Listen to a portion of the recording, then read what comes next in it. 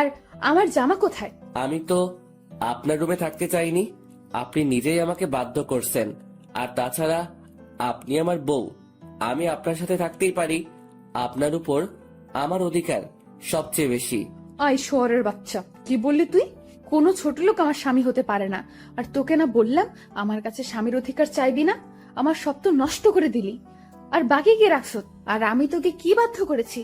কালকের ঘটনা ভুলে গেলেন নাকি? আপনার জন্যই সব হয়েছে। আর আমি আমার বউকে আদর করছি, অন্য কাউকে না। আমি যদি জানতাম আপনি কালকে ওই রকম কিছু করবেন, তাহলে কোনোদিনও ওই পার্টিতে যেতে দিতাম না। জানেন কালকে আপনার সাথে কি হয়েছিল? কি হয়েছে? আমি তো ডান্স করছিলাম, এরপর তো কিছু মনে করতে পারছি না। ওইটাই জানতে চান কি হয়েছে কালকে রাতে?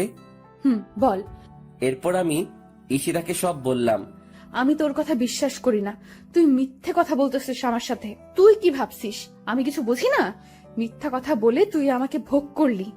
সত্যি কথা, আমি মিথ্যা বলতেছি না, আমাকে বিশ্বাস করুন। কি করলে আপনাকে বিশ্বাস করানো যাবে? বিশ্বাস করতে পারি, তবে আমার একটা কথা শুনতে হবে। কি কথা বলেন? যদি তুই আমাকে সত্যিই ভালোবাসিস, তাহলে তোর ওই ভালোবাসার কসম, তুই আমার থেকে অনেক দূরে চলে যাবি, অনেক দূরে। মুচকি হেসে বললাম, ও এই কথা। আপনাকে সত্যি অনেক ভালোবাসি, নিজের জীবনের চাইতেও বেশি। যা বলে প্রকাশ করতে পারবো না, তবে আপনার কথা রেখে বোঝাতে পারবো কতটা ভালোবাসি। ভালোবাসা মানে এই নয় প্রিয় মানুষটির সাথে থাকতে হবে, দূর থেকেও ভালোবাসা যায়। চলে যা, আর আসিস না আমার কাছে। যাচ্ছি। এই বলে আমি আমার রুমে চলে আসলাম। ভাবতেই পারিনি আমার জীবনে এমন একটা দিন আসবে। প্রিয় মানুষটির থেকে আলাদা হতে হবে। বিধাতা কেন আমাকে এমন পরীক্ষার সম্মুখীন করলেন? কেন এত অবহেলিত আমি ঈশিতার কাছে? কেন বুঝে না ওকে সত্যি ভালোবাসি? তবে ওর থেকে দূরে গিয়ে ও যদি ওকে আমার ভালোবাসা বোঝাতে পারি, তাহলে তাই করব। চলে যাব অনেক দূরে, আর আসবো না ওর কাছে। আর কাউকে ছোট লোক বলতে হবে না, আর কাউকে গালাগালি করতে হবে না। ফ্রেশ হয়ে নিলাম, বসে আছি খাটের উপর, আর কালকের কথাগুলো ভাবতে লাগলাম। কি থেকে কি হয়ে গেল? সামান্য ভুলের জন্য এত বড় শাস্তি পেতে হচ্ছে। কালকে রাতে যদি নিজেকে একটু কন্ট্রোল করতে পারতাম, তাহলে আর এমন একটা সময় দেখতে হতো না। বুক ফেটে কান্না আসতে লাগলো। ভাবতেই কেমন জানি লাগে। জীবনে পথ চললে হবে একা। ব্যাগে প্রয়োজনীয় জিনিসগুলো নিলাম, সাথে ঈশিতার একটা ছবি নিলাম। ব্যাগ গুছিয়ে বাসা থেকে বের হয়ে গেলাম। আন্টি আঙ্কেলকে কিছু বললাম না, জানি তারা কষ্ট পাবে, হয়তো আমাকে অনেক খুঁজবে। একটা দীর্ঘশ্বাস ফেললাম, পিছন ফিরে বাসাটাকে একবার ভালোভাবে দেখে নিলাম। কতগুলো বছর ছিলাম এই বাড়িতে। ঈশিতার অবহেলায় আর আন্টি আঙ্কেলের ভালোবাসায় দিনগুলো কেটে যায়। আমার চোখ দুটো ঝাপসা হয়ে আসছে, চারিদিক অন্ধকার হয়ে আসছে। আমি চোখ ডলতে ডলতে রাস্তা পার হতে লাগলাম। হঠাৎ একটা গাড়ি এসে আমাকে ধাক্কা দেয়। আমি ছিটকে গিয়ে রাস্তার ওপারে পড়ে গেলাম। চোখ দিয়ে দু ফোঁটা অশ্রু গড়িয়ে পড়ল। পাওয়া হলো না বউয়ের ভালোবাসা। চোখগুলো ধীরে ধীরে বন্ধ হয়ে আসলো। হাসপাতাল থেকে মুক্তি পেলাম 4 মাস পর। ভাবতে অবাক লাগে এতগুলো দিন কিভাবে ছিলাম হাসপাতালে। ঈশিতা একটিবারের জন্য খোঁজ নেয়নি। ডাক্তারের কাছ থেকে জানতে পারলাম 4 মাস ধরে এই হাসপাতালে ছিলাম। তার মানে ওই অ্যাক্সিডেন্টে আমার মৃত্যু হয়নি। কেন বেঁচে গেলাম? আল্লাহ কেন নিল না? না জানি আরো কত অবহেলা সহ্য করতে হবে, কত অপমানিত হতে হবে, আর কত কষ্ট সহ্য করতে হবে। ভাগ্যে কি এইটাই লেখা ছিল? রাস্তা দিয়ে হাঁটতেছি আর কথাগুলো ভাবতেছি। পুরো শরীর ব্যথা করতেছে। ব্যথার কারণে ঠিকমতো হাঁটতে পারতেছি না। একটু পর পর মাথাটা চক্কর দিয়ে উঠছে। মাথা ব্যথাও ভীষণ বেড়ে যাচ্ছে। জীবনে 4টি মাস অতিবাহিত হয়ে গেল কোমায় থেকে, কিন্তু ঈশিতা একবারের জন্য আমার খবর নিল না। তাহলে কি ওর মনে আমার জন্য বিন্দুমাত্র ভালোবাসা নেই? ওর জীবনে কি আমার জন্য একটু জায়গা নেই? আর জায়গা থাকবেই বা কেন? আমি তো ছোট লোক। হয়তো ঈশিতা এখন নতুন কাউকে নিয়ে সুখে আছে। পাওয়া হলো না আর ঈশিতার ভালোবাসা। এইদিকে সন্ধ্যাই হয়ে আসছে। কোথায় যাব, কি করব? আমার কাছে 1টি টাকাও নেই যে কিছু খাবো। প্রায় গভীর রাত হয়ে এসেছে। বসে আছি, পেটের ক্ষুধাও ব্যথাত শরীর নিয়ে একটা ল্যাম্পপোস্টের নিচে। ভাবতেই পারিনি জীবনে এমন দিনও পার করতে হবে। সবই নিয়তির খেলা। আনমনে বসে আছি আর আকাশের তারাগুলো দেখছি। আজকে তারাদেরকেও একা লাগছে। আকাশে চাঁদটা ঠিকই উঠেছে, কিন্তু আমার মনের আকাশটা আধার হয়ে আছে। হঠাৎ খেয়াল করলাম একটা গাড়ি এই দিকে আসতেছে। একবার ভাবলাম সাহায্য চাইবো, আবার বসে পড়লাম। গাড়িটা আমার সামনে এসে থামলো। কি ব্যাপার, গাড়িটা আমার সামনে দাঁড়ালো কেন? হয়তো ওদের কোনো কাজে দাঁড়িয়েছে। আমি গাড়ির দিকে তাকিয়ে বোঝার চেষ্টা করছি। চেনা চেনা মনে হচ্ছে। গাড়ি থেকে একজন লোক নেমে আসলো। আরে, এ তো আঙ্কেল। চোখ দিয়ে অশ্রু গড়িয়ে পড়ল।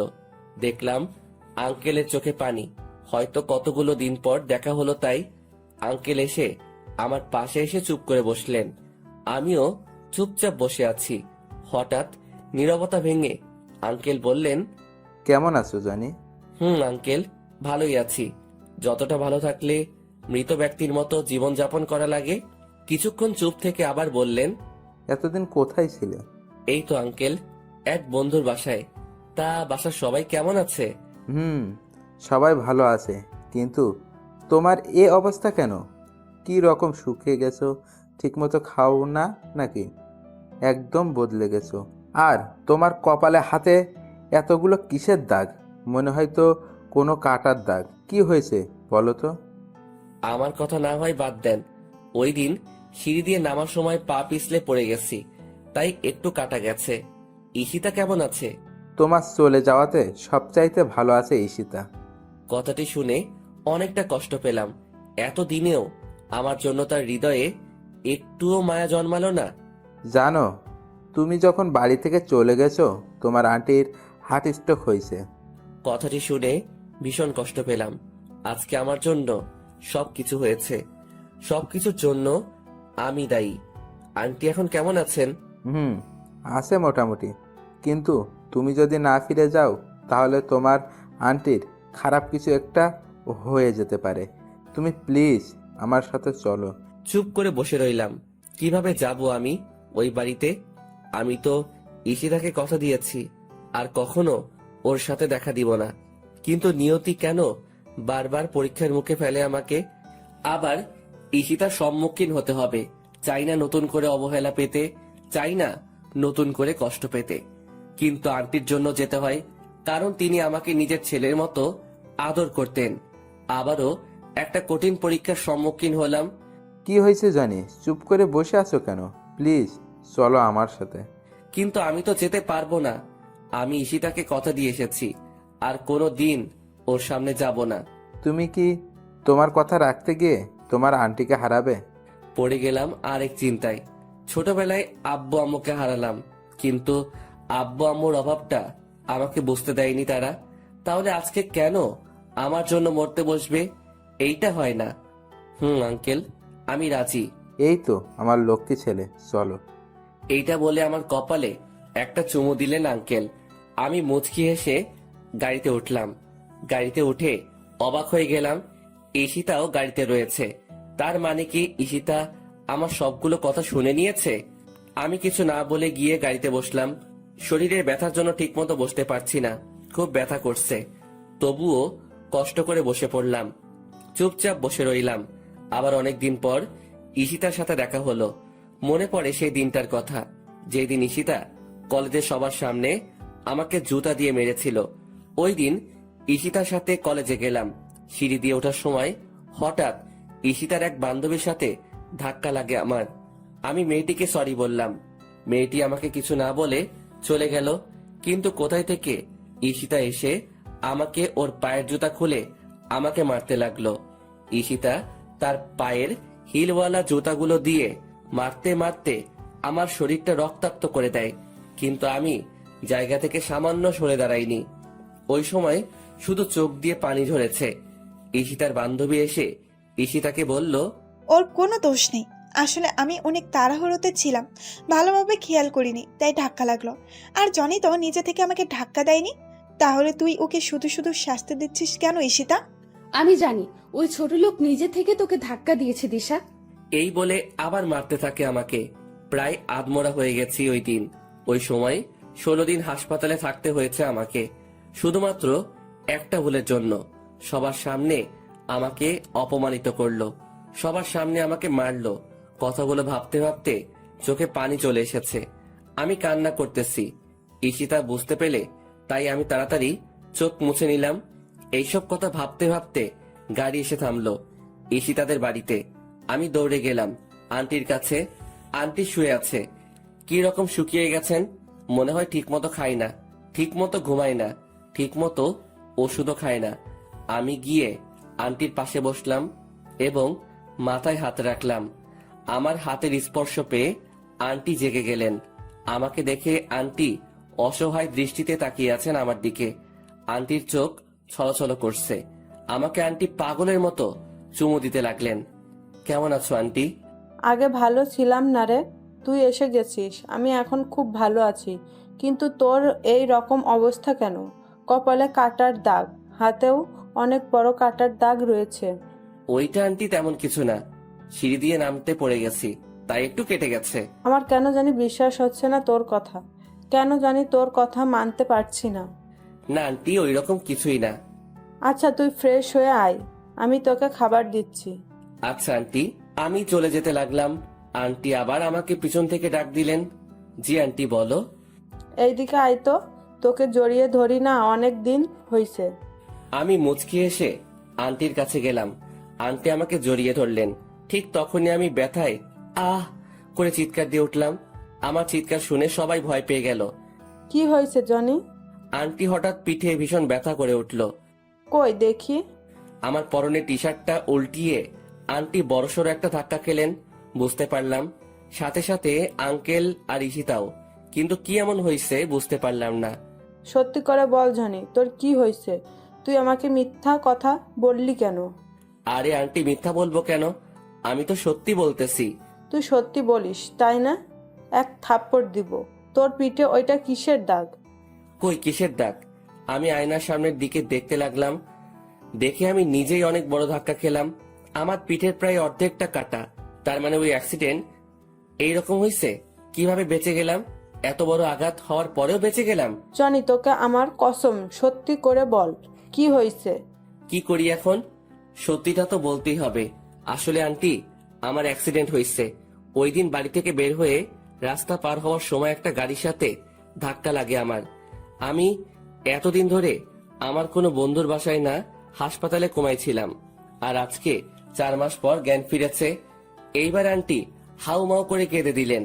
আমি গিয়ে আন্টিকে সান্ত্বনা দিতে লাগলাম। কোনো মতে আন্টিকে ঠান্ডা করলাম। এরপর আন্টিকে বুঝিয়ে সুজিয়ে চলে আসলাম আমার রুমে।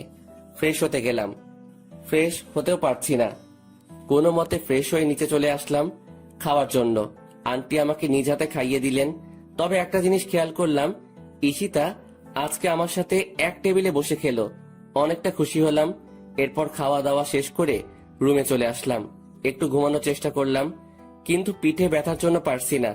তবুও কোনো মতে চিত হয়ে শুয়ে পড়লাম। ভোরবেলায় ফজরের আজানে ঘুম ভাঙলো। বিছানা থেকে উঠতে অনেক কষ্ট হচ্ছে। শরীরটা এখন আগের মতো ব্যথা করতেছে। অনেক কষ্ট করে উঠে অজু করে নামাজ পড়তে চলে গেলাম। কারণ এখনকার এই ব্যথা জাহান্নামের শাস্তি থেকে 1 কোটি গুণ কম। এই সামান্য কষ্টের জন্য কপালে আখিরাতে চিরস্থায়ী সুখ থাকতে পারে। অনেক কষ্ট করে নামাজ পড়ে বাড়িতে আসলাম। এখন একটু ভালো লাগতেছে। হালকা হালকা বাতাস বয়ে যাচ্ছে। অনেক দিন পর সকালে সূর্যটা দেখতে পাবো। কারণ হাসপাতালে এতদিন কোমায় থাকায় বাহিরের আলো আমার হৃদয় স্পর্শ করতে পারিনি।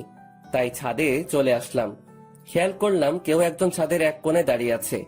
একটু কাছে যেতেই বুঝতে পারলাম ঈশিতা। আমি গিয়ে ওর একটু পাশে দাঁড়ালাম। ভাবলাম এই কয়দিনে হয়তো আমি তার হৃদয়ে একটু হলেও আমার জন্য জায়গা করতে পেরেছি। কারো উপস্থিতি টের পেয়ে ঈশিতা আমার দিকে তাকালো।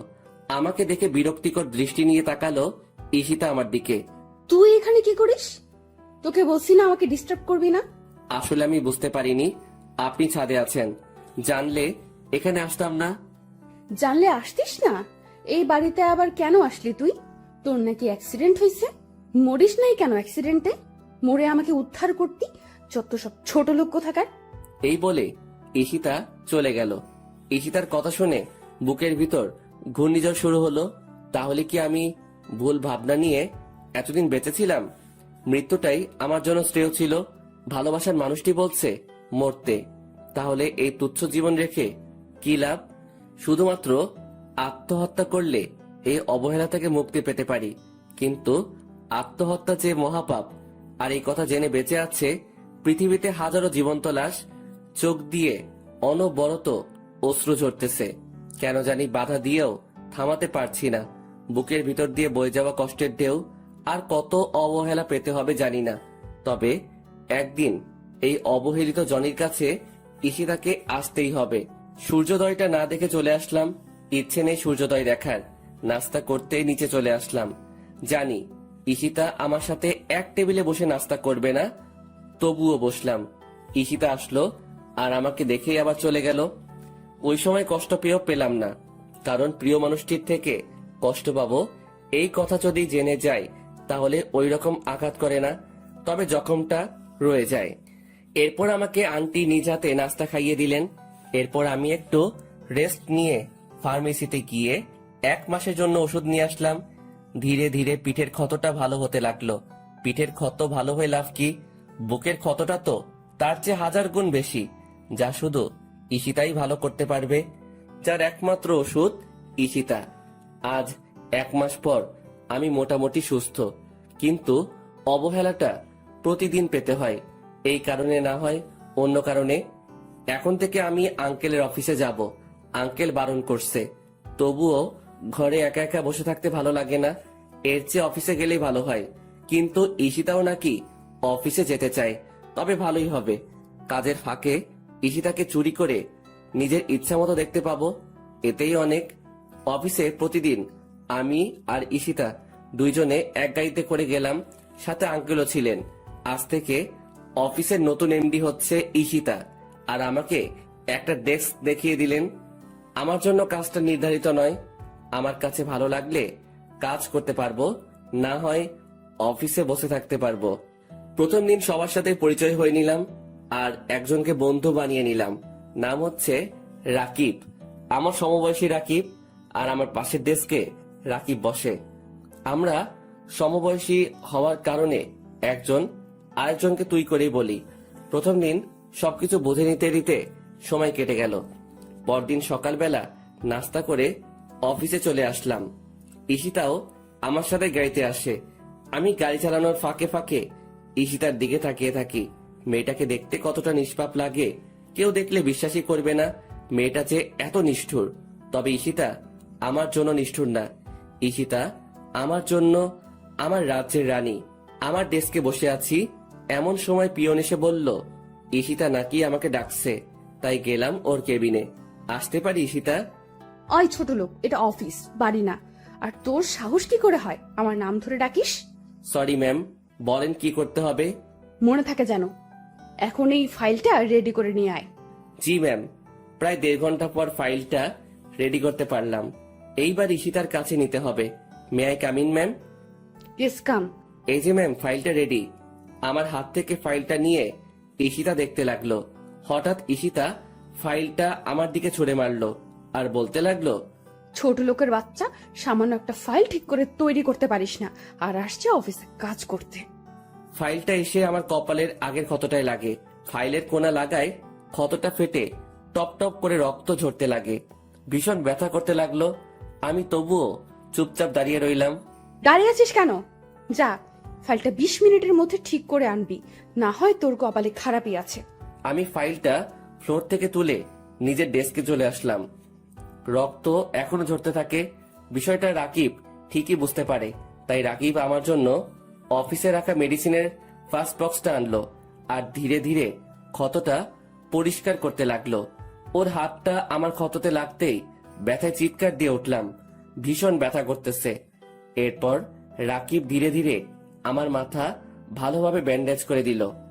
এরপর রাকিব চুপি চুপি ফাইলটা আবার ঠিক করে দিল। আমি গিয়ে ফাইলটা ঈশিতাকে দিয়ে চলে আসলাম। এরপর অফিস শেষে আবার ঈশিতাকে নিয়ে বাসায় চলে আসলাম। বাড়িতে ঢুকবার সময় আমার মাথায় ব্যান্ডেজ দেখে আন্টি আমার কাছে দৌড়ে এসে জিজ্ঞেস করলেন, কি হয়েছে জনি, মাথায় ব্যান্ডেজ কেন?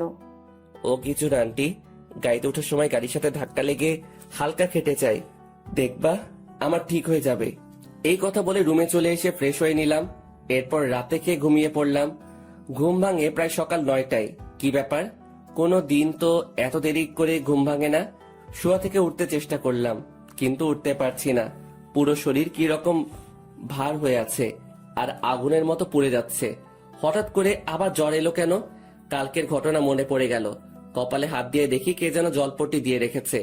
এরপর অনেক কষ্টে বিছানা থেকে উঠে ফ্রেশ হয়ে নিলাম। আজকে আর অফিসে যাওয়া হবে না, অনেক লেট হয়ে গেছে। একটা জিনিস বুঝতে পারলাম না, আমার মাথায় জলপট্টি দিলটাকে? মনে হয় আন্টি ছাড়া আর কেউ হতেই পারে না। আন্টির কথা ভাবতেই আমার রুমে এসে হাজির হয়ে গেলেন। এখন কেমন আছিস বাবা, জ্বরটা কমেছে? আন্টি, এখন একটু সুস্থ আছি, আর জ্বরটাও একটু কমেছে। আমি তোর জন্য নাস্তা নিয়ে এসেছি, হ্যাঁ কর, আমি খাইয়ে দেই। এরপর আন্টি আমাকে খাওয়াতে লাগলেন। আমি চুপচাপ খেয়ে নিচ্ছি। আচ্ছা আন্টি, আমার মাথায় জলপট্টি দিল কে? আমি দিয়েছি। আচ্ছা, কালকে কি হয়েছে সত্যি বল। গাড়ির সাথে হালকা ধাক্কা লাগলে তো এমন রকম আঘাত হয় না, আবার রাতে জ্বর এসেছে। সত্যি করে বল, কিন্তু আমার সাথে মিথ্যা বলবি না। না আন্টি, সত্যি সেই রকম কিছু না। আবার মিথ্যা কথা বলিস, আমি কিন্তু সব বুঝি। ঈশিতা ওই রকম করেছে তাই না? সত্যি কথা বলবি কিন্তু। আসলে জানাটা কি বেশি জরুরি? বেশি জরুরি, বল আমাকে। এরপর অনিচ্ছা সত্ত্বেও আন্টিকে সব বলতে হলো। আমার কথা শুনে আন্টির মুখটা কালো হয়ে গেল। আমার মাথার ব্যান্ডেজটা খুলে আন্টি দেখতে লাগলেন। এরপর আন্টি কিছু না বলে আমাকে ওষুধ খাইয়ে দিয়ে চলে গেলেন। আমিও চুপচাপ শুয়ে পড়লাম। অনেক দিন কলেজে যাওয়া হয় নাই, আবার সামনের মাসে পরীক্ষা। আমার ওই রকম ভালো প্রস্তুতি নাই। কালকে কলেজে যেতে হবে, এইভাবে দিনটা কেটে যায়। জ্বরটা একটু কমেছে, তাই সকালে নাস্তা করে গাড়ি নিয়ে বেরিয়ে পড়লাম কলেজের উদ্দেশ্যে। হঠাৎ আমার গাড়ির সামনে একটা মেয়ে এসে পড়লো। আমি তাড়াতাড়ি ব্রেক করলাম, তবুও গাড়ির সাথে হালকা ধাক্কা লাগে মেয়েটির। আমি তাড়াতাড়ি গাড়িটা বন্ধ করে গাড়ি থেকে নেমে পড়লাম। এরপর মেয়েটিকে তুলতে গেলাম। আরে, এইটা তো ঈশিতার ফ্রেন্ড দিশা। আমি তাড়াতাড়ি হাতটা বাড়িয়ে দিলাম দিশার দিকে। উঠে আসো দিশা। এরপর আমি ধীরে ধীরে দিশাকে তুলতে লাগলাম। গাড়ির সাথে ধাক্কা লাগার কারণে মেয়েটা পায়ে ব্যথা পাইছে, উঠে দাঁড়াতে কষ্ট হচ্ছে। তোমার কি হাঁটতে কষ্ট হচ্ছে? না, তেমন না, ঠিক হয়ে যাবে। আচ্ছা, এখন ছাড়ো, আমি যেতে পারবো। আচ্ছা। আমি দিশাকে ছেড়ে দিলাম। ও ধীরে ধীরে হাঁটার চেষ্টা করতে লাগলো, কিন্তু পায়ের ব্যথার কারণে পারছে না। দিশা পড়ে যেতে লাগলো, তাই আমি তাড়াতাড়ি দিশাকে আবার ধরে ফেললাম। চলো, আমি তোমাকে হাসপাতালে নিয়ে যাচ্ছি। না, তার আর দরকার হবে না, আমি যেতে পারবো। চুপ, সেই তখন থেকে যেতে পারবো বলছে তো, কই একটুও তো সামনে যেতে পারছো না। তো আমি এখন কিভাবে যাব? আচ্ছা দাঁড়াও, কি করব ঠিক বুঝতে পারছি না। মেয়েটা ঠিক মতো হাঁটতেও পারছে না, তাই কোনো কিছু না ভেবে দিশাকে কোলে তুলে নিলাম। এইরকম কিছুটা একটা করব দিশা ভাবতে পারিনি। আমার দিকে ড্যাব ড্যাব করে তাকিয়ে আছে। আমি আর কিছু না বলে দিশা গাড়িতে উঠিয়ে নিলাম। আসলে আমারও কোনো ইচ্ছা ছিল না দিশাকে কোলে নেওয়ার, কিন্তু পরিস্থিতির শিকার হয়ে করতে হলো। এরপর দিশাকে একটা হাসপাতালে নিয়ে আসলাম। ডাক্তার দেখাতে হবে, না হয় পরে আবার সমস্যা হতে পারে। গাড়ি থেকে হাসপাতালের ভিতর কোলে করে নেওয়া লাগলো। এরপর ডাক্তারকে দেখিয়ে নিলাম।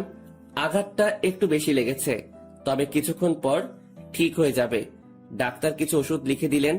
ওষুধগুলো কিনে দিশাকে নিয়ে আবার গাড়িতে চলে এলাম। দিশা কোথায় যাবে এখন? কলেজে নাকি বাড়িতে? কলেজে চলো। ঠিক মতো হাঁটতে পারবে তো? সমস্যা হলে বলো, আমি তোমাকে বাড়িতে দিয়ে আসবো। হাঁটতে পারবো, সমস্যা হবে না আমার। কলেজে চলো। এরপর আর কিছু না বলে গাড়ি চালাতে লাগলাম। গাড়ি চালানোর সময় খেয়াল করলাম দিশা আমার দিকে বারবার আর চোখে তাকিয়ে রয়েছে। আমি কিছু বললাম না। কলেজে চলে এলাম। অনেক দিন পর কলেজে এলাম। দিশা গাড়ি থেকে নেমে হাঁটতে লাগলো, কিন্তু পারছে না। তাই আমি গিয়ে দিশার হাতটা ধরে ফেললাম। এরপর ধীরে ধীরে ওকে নিয়ে যেতে লাগলাম। কলেজের সবাই আমাদের দিকে হা করে তাকিয়ে আছে। আমি ওইদিকে পাত্তা না দিয়ে দিশাকে নিয়ে ক্লাসে চলে আসলাম।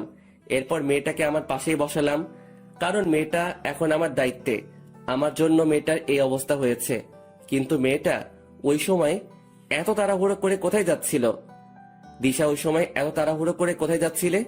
কলেজে যাচ্ছিলাম, আসলে একটা কাজ ছিল। ও, আচ্ছা জনি, একটা কথা বলো তো, সত্যি করে বলবা? বলো, কি শুনতে চাও? এতদিন কই ছিলা তুমি? আর শরীরের কি অবস্থা করেছো? ঠিক মতো খাও না নাকি? সব সময় সবার কাছ থেকে এই প্রশ্নটা এড়িয়ে যেতে চাই, কিন্তু পারি না। প্রশ্নটার সম্মুখীন হতে হয়। না, তেমন কিছু না। সত্যি করে বলবা কিন্তু। আমি জানি তুমি মিথ্যে কথা বলতেছ। যেদিন থেকে তুমি কলেজে আসো না, সেদিন থেকে ঈশিতাও আসে না। সমস্যা কি বলো তো? সেই রকম কিছু না, শুধু একটু প্রবলেম হয়েছে। প্রবলেমটা কি বন্ধু ভেবে বলতে পারো। আসলে দিশা, ওই দিন আমি ঈশিতার কথা রাখতে গিয়ে তাদের বাড়ি থেকে বের হয়ে যাই। ঠিক ওই দিন আমার রোড অ্যাক্সিডেন্ট হয়। প্রায় 4 মাস পর আমার জ্ঞান ফিরে।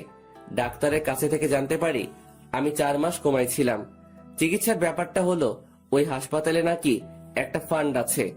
যে রোগীর আত্মীয় বা কাছের কেউ যদি না থাকে, তাহলে তাদের হাসপাতালের ওই ফান্ড থেকে চিকিৎসা করা হয়। আমার চিকিৎসাটাও হয় ওই ফান্ডের সাহায্যে। এরপর যখন জ্ঞান ফিরে কোথায় যাব, কি করব, কিছুই বুঝতে পারি নাই। ভাগ্যবশত আবার ঈশিতাদের বাড়িতে আসতে হলো। যখন ঈশিতাদের বাড়িতে ফিরে এলাম, ভাবলাম এই কয়েকদিনে হয়তো আমার জন্য ঈশিতার মনে একটু হলেও মায়া জন্মাবে। কিন্তু তার হলো কই? সে আগের মতো ঈশিতার কাছ থেকে অবহেলা পেলাম। কথাগুলো বলে একটা দীর্ঘশ্বাস ফেললাম। দিশার দিকে তাকিয়ে দেখি তার মুখটা কেমন মলিন হয়ে আছে। বুঝতে পারলাম আমার কথা শুনে হয়তো একটু কষ্ট পেল। আচ্ছা জনি, ঈশিতা তোমাকে এত কষ্ট দেয়, এত অবহেলা করে, এত অপমান করে, তবুও তুমি কিছু বলো না কেন? ভালোবাসি তাই কিছু বলতে পারি না। ঈশিতার ভালোবাসা না পেলে কি হবে? তার দেওয়া অবহেলাগুলো উপহার হিসেবে গ্রহণ করি। বুঝলাম। ঈশিতাকে ভালোবেসে তুমি অনেক কষ্ট পাচ্ছ, কিন্তু তোমাকে ভালোবেসে আরেকজন কষ্ট পাচ্ছে। না পারছে তোমাকে তার মনের কথা বলতে, না পারছে ভুলে যেতে। মানে কি? তোমার কথার কিছুই বুঝলাম না। না, কিছুই না। এইভাবে কথায় কথায় ক্লাসগুলো শেষ হয়ে যায়। এরপর দিশাকে ওদের বাড়ি পৌঁছে দিয়ে আমি বাড়ি চলে আসলাম। এরপর ফ্রেশ হয়ে খেয়ে একটু ঘুমিয়ে নিলাম। ঘুম থেকে উঠলাম প্রায় সন্ধ্যায়। ফ্রেশ হয়ে নিচে আন্টি রুমে গেলাম। আন্টি, আসবো? বাবাই, কিছু বলবি? আন্টি, বলবো। আঙ্কেলকে বলে দিও আমি এই কয়েকদিন অফিস যেতে পারবো না, সামনে পরীক্ষা আছে। আচ্ছা, বলবো। আন্টি, ঈশিতা কোথায়? ওর রুমে নাকি? না, ঈশিতা এখনো অফিস থেকে আসে নাই। মানে, বলো কি? প্রায় রাত হয়ে এলো, কিন্তু ঈশিতা এখনো বাড়িতে আসলো না। অফিস তো সে কখন শেষ হয়ে যায়। কি জানি বাবা, মেয়েটা আজকে এত দেরি করছে কেন? আমার খুব চিন্তা হচ্ছে। আচ্ছা দাঁড়াও, আমি খবর নিচ্ছি। এরপর আমার রুমে এসে রাকিবকে ফোন দিলাম। হ্যালো, কেমন আছিস দোস্ত? এই তো ভালো। তুই কেমন আছিস? আমিও ভালো আছি। আচ্ছা দোস্ত, অফিস কি ছুটি? অফিস তো সেই কখন শেষ হয়ে গেছে। কেন রে, কি হয়েছে? আরে, ঈশিতা এখনো বাড়িতে ফিরে নাই। বলিস কি? দেখ, ম্যাম হয়তো অন্য কোনো কাজে ব্যস্ত আছে। আচ্ছা দোস্ত, তাহলে রাখি। তোর সাথে আবার পরে কথা হবে। আচ্ছা ঠিক আছে, ভালো থাকিস। এই বলে মোবাইলটা কেটে দিলাম। কি করি এখন? ঈশিতার নাম্বারটা বউ দিয়ে সেভ করা আছে, কিন্তু কোনো দিন ফোন দেওয়া হয়নি। আর কোনো কিছু না ভেবে ফোন দিলাম, কিন্তু ফোন তুলছে না। এইভাবে 6 বার ফোন দিলাম, তবুও ফোনটা ধরলো না। আমার চিন্তা আরো বেড়ে গেল, তাই আবার ফোন দিলাম। এইবার ঈশিতা কলটা ধরলো। ওই ছোট লোকের বাচ্চা, বারবার ফোন দিস কেন? আপনি কোথায়? তাড়াতাড়ি বাড়িতে আসেন, আন্টি আপনার জন্য চিন্তা করছে। তোকে বলতে যাব কেন? আমি আমার বয়ফ্রেন্ডের সাথে আছি, আর ডিস্টার্ব করবি না আমাকে। যত সব ছোট লোক কোথাকার। ঈশিতার কথা শুনে আমার পায়ের নিচের মাটি সরে গেল। ঈশিতার বয়ফ্রেন্ড আছে? ভাবতেই চোখ দুটো ভিজে গেল পানিতে। বুক ফেটে কান্না আসছে। আমার ভালোবাসা কখনো ঈশিতা বুঝলো না, শুধু অবহেলাই করে গেল। তবে কি ঈশিতাকে আমার নিজের করে আর কখনো পাবো না? কখনো কি আর হবে না ঈশিতার ভালোবাসা পাওয়া? অনেক কান্না করলাম। ভালোবাসার মানুষটির অবহেলা মৃত্যুর সমান। কান্না করতে করতে কখন ঘুমিয়ে পড়েছি ঠিক মনে নেই। ঘুম থেকে উঠে ফ্রেশ হয়ে নিলাম। বারবার শুধু ঈশিতার কথাগুলো মনে পড়ছে। তবে কি চিরতরে হারাতে হবে ঈশিতাকে? আর যেইভাবে অবহেলা করছে তাতে ঈশিতা না থাকাও ভালো, কিন্তু প্রিয় মানুষটির কাছ থেকে অবহেলা করলে তা না পাওয়ার চেয়েও ভালো। কিন্তু আমি যে এত অবহেলা নিতে পারছি না, কিন্তু একদিন ওর অবহেলাগুলাও খুব মিস করব। আমাকেও কিছু একটা করতে হবে, এমন কিছু করব যাতে ঈশিতা নিজেই আমার কাছে আসে। নাস্তা করে কলেজে যাওয়ার জন্য রেডি হয়ে নিলাম।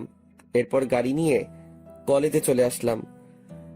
মনে পড়ে সেই দিনগুলো যখন আমি আর ঈশিতা একসাথে কলেজে আসতাম। আমি সবসময় ক্লাসে চুপটি মেরে বসে থাকতাম, আর ঈশিতা ওর ফ্রেন্ডদের সাথে কত মজা করত। আমি গাড়িটা পার্ক করে চলে আসলাম।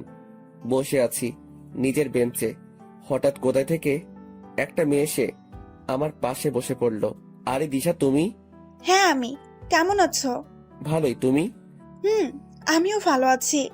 দিশা, একটা কথা ছিল। বলো, সমস্যা নাই। সত্যি কথা বলতে হবে কিন্তু। আরে বাবা, সত্যি বলবো। আচ্ছা, ঈশিতার কি কোনো বয়ফ্রেন্ড আছে? তুমি কি জানো? না তো, আমার জানা মতে কেউই নাই। কেন, কি হয়েছে বলো তো? না, তেমন কিছুই না। বুঝলাম, তেমন কিছু না, তবুও বলো তুমি। আসলে ঈশিতা আমাকে কালকে বলল ওর নাকি বয়ফ্রেন্ড আছে। আরে বলো কি, আমাকে তো কখনো বলে নাই। আর তুমি থাকতে অন্য কোনো ছেলে কেন থাকবে? তুমি না ওর স্বামী? দিশা, তুমি তো জানো আমি ওর নামের স্বামী, অধিকারে না। জনি, তোমাকে একটা কথা বলবো, রাখবা আমার কথা? আচ্ছা বলো, কি করতে হবে? না, আগে আমাকে কথা দিতে হবে। আচ্ছা দিলাম, এখন তো বলো। চলো না, আমরা আজকে ক্লাস না করে ঘুরবো। অনেক দিন হলো যায় না। চলো না প্লিজ। কিন্তু ক্লাস? তুমি কিন্তু কথা দিয়েছো, যেতে তো হবেই। কি আর করা যায়, কথা যখন দিয়ে দিয়েছি তাহলে কথা মতো কাজ করতে হবে। এরপর গাড়ি নিয়ে আমি আর দিশা বেরিয়ে পড়লাম। উদ্দেশ্য নদীর পাড়ে যাব। এরপর আমরা আমাদের গন্তব্যস্থলে চলে গেলাম। বসে আছি নদীর পাড়ে একটা গাছের নিচে। কি সুন্দর প্রকৃতি, যার বর্ণনা দিয়ে শেষ করা যায় না। দিগন্ত বিস্তৃত নদী, নদীর ওপরে সারি সারি গাছ, চারিদিকে হালকা রোদের তাপ, আর দক্ষিণের বাতাস এসে মনে দোলা দিয়ে যাচ্ছে। সব মিলিয়ে একটা মনোমুগ্ধকর পরিবেশ। জনি, কি ভাবো? এই যে কত সুন্দর প্রকৃতি, দিগন্ত বিস্তৃত নদী, এর পারে আমরা দুইজন পাশাপাশি একটা গাছের নিচে বসে আছি। এই সময়টা আরো সুন্দর হয় যখন প্রিয় মানুষটি পাশে থাকে। কিছু বললাম না, চুপচাপ করে বসে রইলাম। কি হয়েছে, বসে আছো যে? কথা বলো না কেন? না, এমনিতেই। আচ্ছা, তুমি কি এখনো ঈশিতাকে ভালোবাসো? বাসি তো, আগের মতোই ভালোবাসি। তুমি কাকে ভালোবাসো বললে না তো? আমিও একজনকে খুব ভালোবাসি, তবে বলতে পারছি না, কারণ ওর যে এখন বউ আছে। ও মা, বলো কি? তাহলে কে সে? আচ্ছা দাঁড়াও। এই কথা বলে ঈশিতা তার ব্যাগ থেকে একটা গোলাপ ফুল বের করলো এবং আমার সামনে হাঁটু গেড়ে বসে পড়লো। হবে কি তুমি আমার রাত জাগার কারণ? হবে কি তুমি আমার স্বপ্ন দেখার কারণ?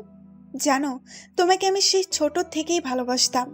যেদিন ঈশিতার সাথে তোমাকে প্রথম দেখেছি, সেদিন থেকে তোমাকে ভালোবেসে ফেলেছি।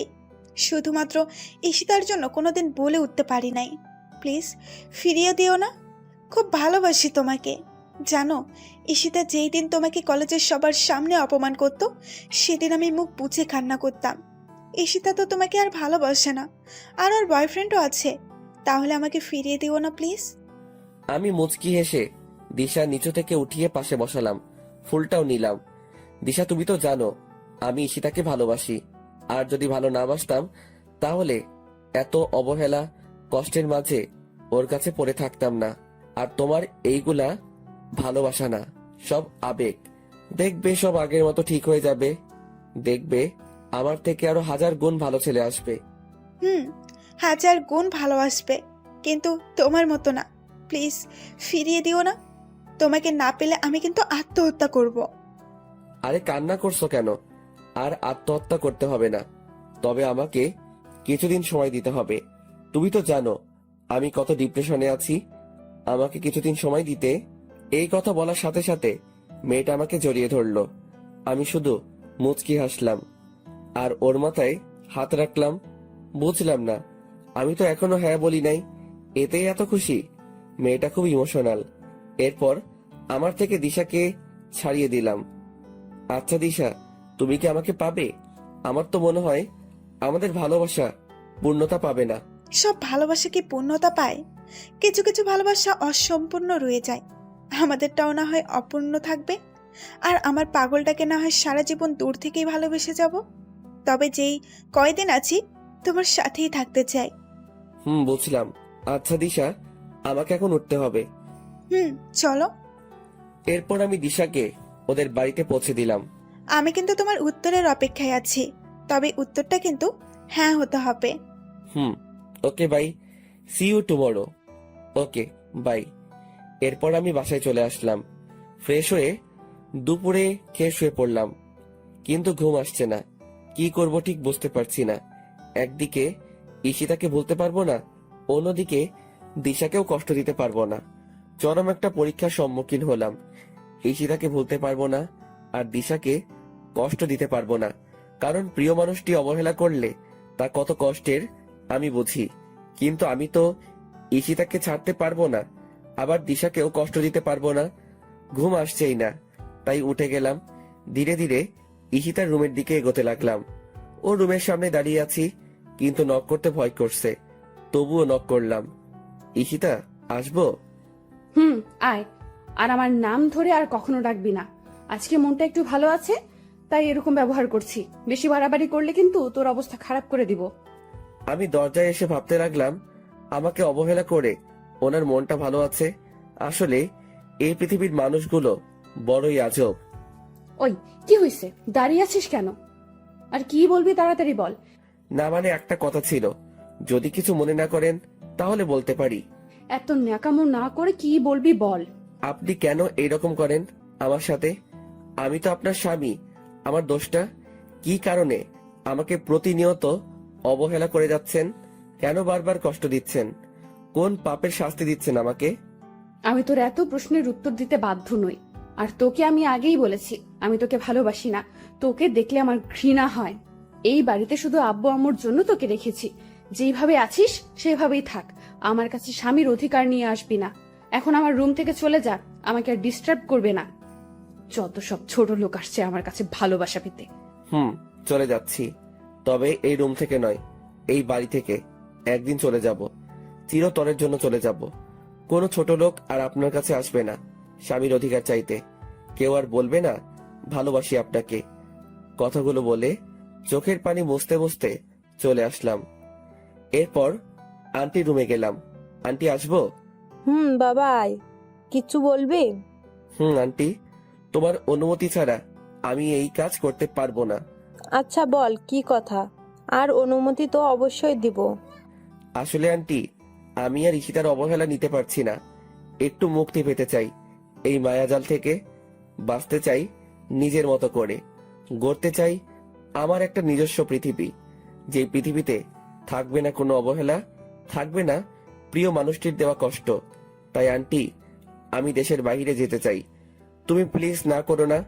আমার সুখের কথা ভেবে অনুমতি দাও প্লিজ। আরে বোকা, দেশের বাইরে যাবি, সমস্যা কি তাতে? আমিও চাই না তুই আর কোনো কষ্ট পাস। তবে আমার প্রতিদিন যোগাযোগ রাখতে হবে। আমি তোর আঙ্কেলকে বলবো। তুই শুধু বল কখন যেতে চাস। এই তো আন্টি, পরশু। পারবো না এত অবহেলা নিতে। আর তোমাকে কি করে ভুলি বলো তো? আচ্ছা এখন গিয়ে শুয়ে থাক। আন্টির সাথে কথা শেষ করে নিজের রুমে চলে আসলাম। চলে যাব এই স্বার্থপর প্রিয় মানুষটির মায়াজাল ছেড়ে। তবে আমি কি ঈশিতাকে ছাড়া থাকতে পারবো? হয়তো কষ্ট হবে, কিন্তু আমাকে যে থাকতে হবে। ঈশিতার অবহেলাগুলো আর নিতে পারছি না। হয়তো প্রতিদিন ঈশিতার কথা ভেবে কান্না করব। কি পেলাম ঈশিতাকে ভালোবেসে? অন্যদিকে দিশাও নাকি আমাকেই ভালোবাসে। কিন্তু আমি তো দিশার ভালোবাসা চাইনি। আমি চেয়েছি ঈশিতার ভালোবাসা, যা সেই ছোট থেকে চেয়ে এসেছি। এরপর সকালবেলা ঘুম থেকে উঠে নাস্তা করে কলেজে যাওয়ার জন্য বেরিয়ে পড়লাম। আজকে কলেজে যাওয়ার কোনো ইচ্ছা ছিল না, তবুও দিশার জন্য যেতে হবে। কলেজে এসে ক্লাসে ঢুকে গেলাম, কিন্তু দিশাকে কোথাও দেখতে পেলাম না। ব্যাপার কি? মেয়েটা কোথায় গিয়েছে? ক্লাস প্রায় শুরু হয়ে যাবে, দিশা এখনো আসে নাই। অনেকবার ফোনে ট্রাই করেছি, কিন্তু ফোনটা ধরে নাই। তাই আমি ক্লাস থেকে বের হয়ে দিশাদের বাড়ির উদ্দেশ্যে রওনা দিলাম। বাড়ির সামনে গিয়ে দেখি গেটে তালা দেওয়া। কি আজব ব্যাপার, মেয়েটা কোথায় গেল? পাশের বাড়ির কয়েকজনকে জিজ্ঞাসা করলাম, কিন্তু কেউই জানে না কোথায় গেছে। মেয়েটা যেখানেই যাক, অ্যাটলিস্ট বলে তো যাবে। আমার মনে হয় দিশার ভালোবাসা মুখে ছিল, অন্তরে না। কথা ভেবে মুচকি হাসলাম। আসলে সব মেয়েরাই এক। ডোন্ট মাইন্ড আপুরা, মেয়েরা মুখে শুধু ভালোবাসি বলে, কিন্তু হৃদয় থেকে কয়জনই বা ভালোবাসে। এরপর গাড়ি নিয়ে নদীর পাড়ে গেলাম। আর কখনো মন খারাপ হলে এখানে আসা হবে না। ঘন্টার পর ঘন্টা এখানে বসে সময় কাটানো হবে না। এই সব কিছু ছেড়ে যেতে একদম মন চায় না, কিন্তু এত অবহেলার নিয়েও তো থাকা যায় না। নদীর পাড়ে কিছুক্ষণ বসে বাসায় আসলাম। ব্যাগপত্র সব গুছিয়ে নিতে হবে। নিজের প্রয়োজনীয় সব জিনিস নিলাম, সাথে ঈশিতার একটা ছবিও নিলাম। আসলে আমার কাছে ঈশিতার কোনো ছবি নাই, তার অজান্তে ওর রুম থেকে নিয়ে নিলাম। এরপর রুমে এসে একটা চিঠি লিখলাম ঈশিতার জন্য। প্রায় দুপুর হয়ে এসেছে, তাই ফ্রেশ হয়ে নিলাম। এরপর আজানের সাথে সাথে মসজিদে গিয়ে নামাজ পড়ে আসলাম। বাড়িতে দুপুরের খাবার খেয়ে একটু ঘুমিয়ে নিলাম। ঘুম থেকে উঠলাম প্রায় বিকাল বেলা। এরপর ফ্রেশ হয়ে চুপি চুপি ঈশিতার রুমে গেলাম। ভালোভাবে তাকিয়ে দেখি ঈশিতা এখনো আসে নাই। তাই ওর রুমে গিয়ে চিঠির উপরে একটা গোলাপ দিয়ে টেবিলে রেখে আসলাম। এরপর সবকিছু ভালোভাবে চেক করে নিলাম। রাকিবকে ফোন দিয়ে বললাম ফ্যান্টাসি কিচেনে আসার জন্য। আমি গিয়ে ওর জন্য অপেক্ষা করতে লাগলাম। প্রায় আধা ঘন্টা পর রাকিব আসলো। কিরে, কেমন আছিস? তুই তো একটা কলও দিস না।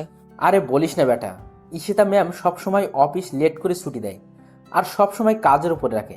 জীবনটা তেজপাতা বানিয়ে ফেলেছে। একটু অবদ্ধ হওয়া যায় না, আবার অফিস শেষে বাসায় এসে রান্না করতে হয়।